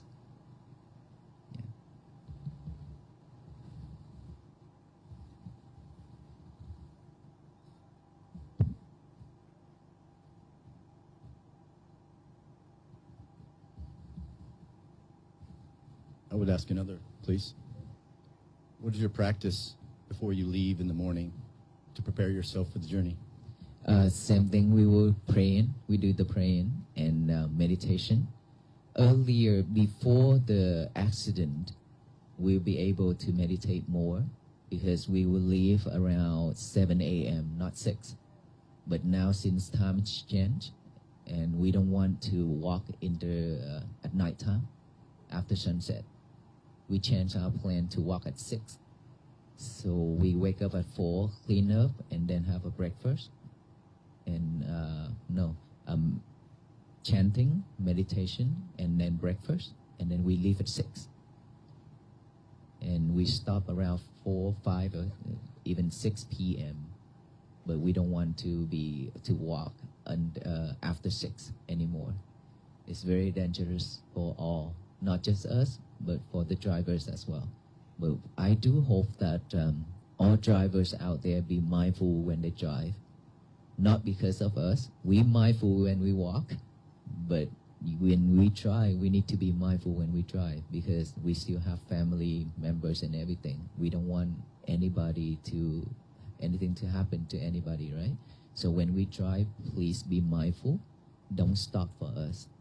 If anyone wants to stop us, just go and then mindful to turn and then stop by the sidewalk or something, but don't just apply the brake in the middle of the road and then wave at us or talk with us. That is dangerous.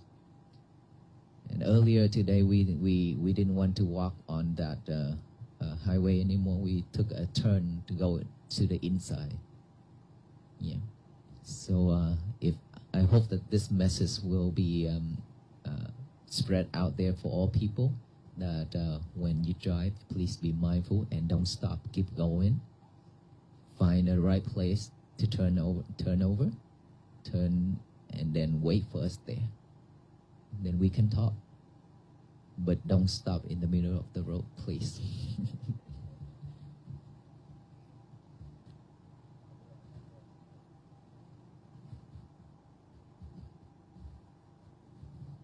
Thank you so much. May you all be well, be happy and peaceful. And I hope we can meet again.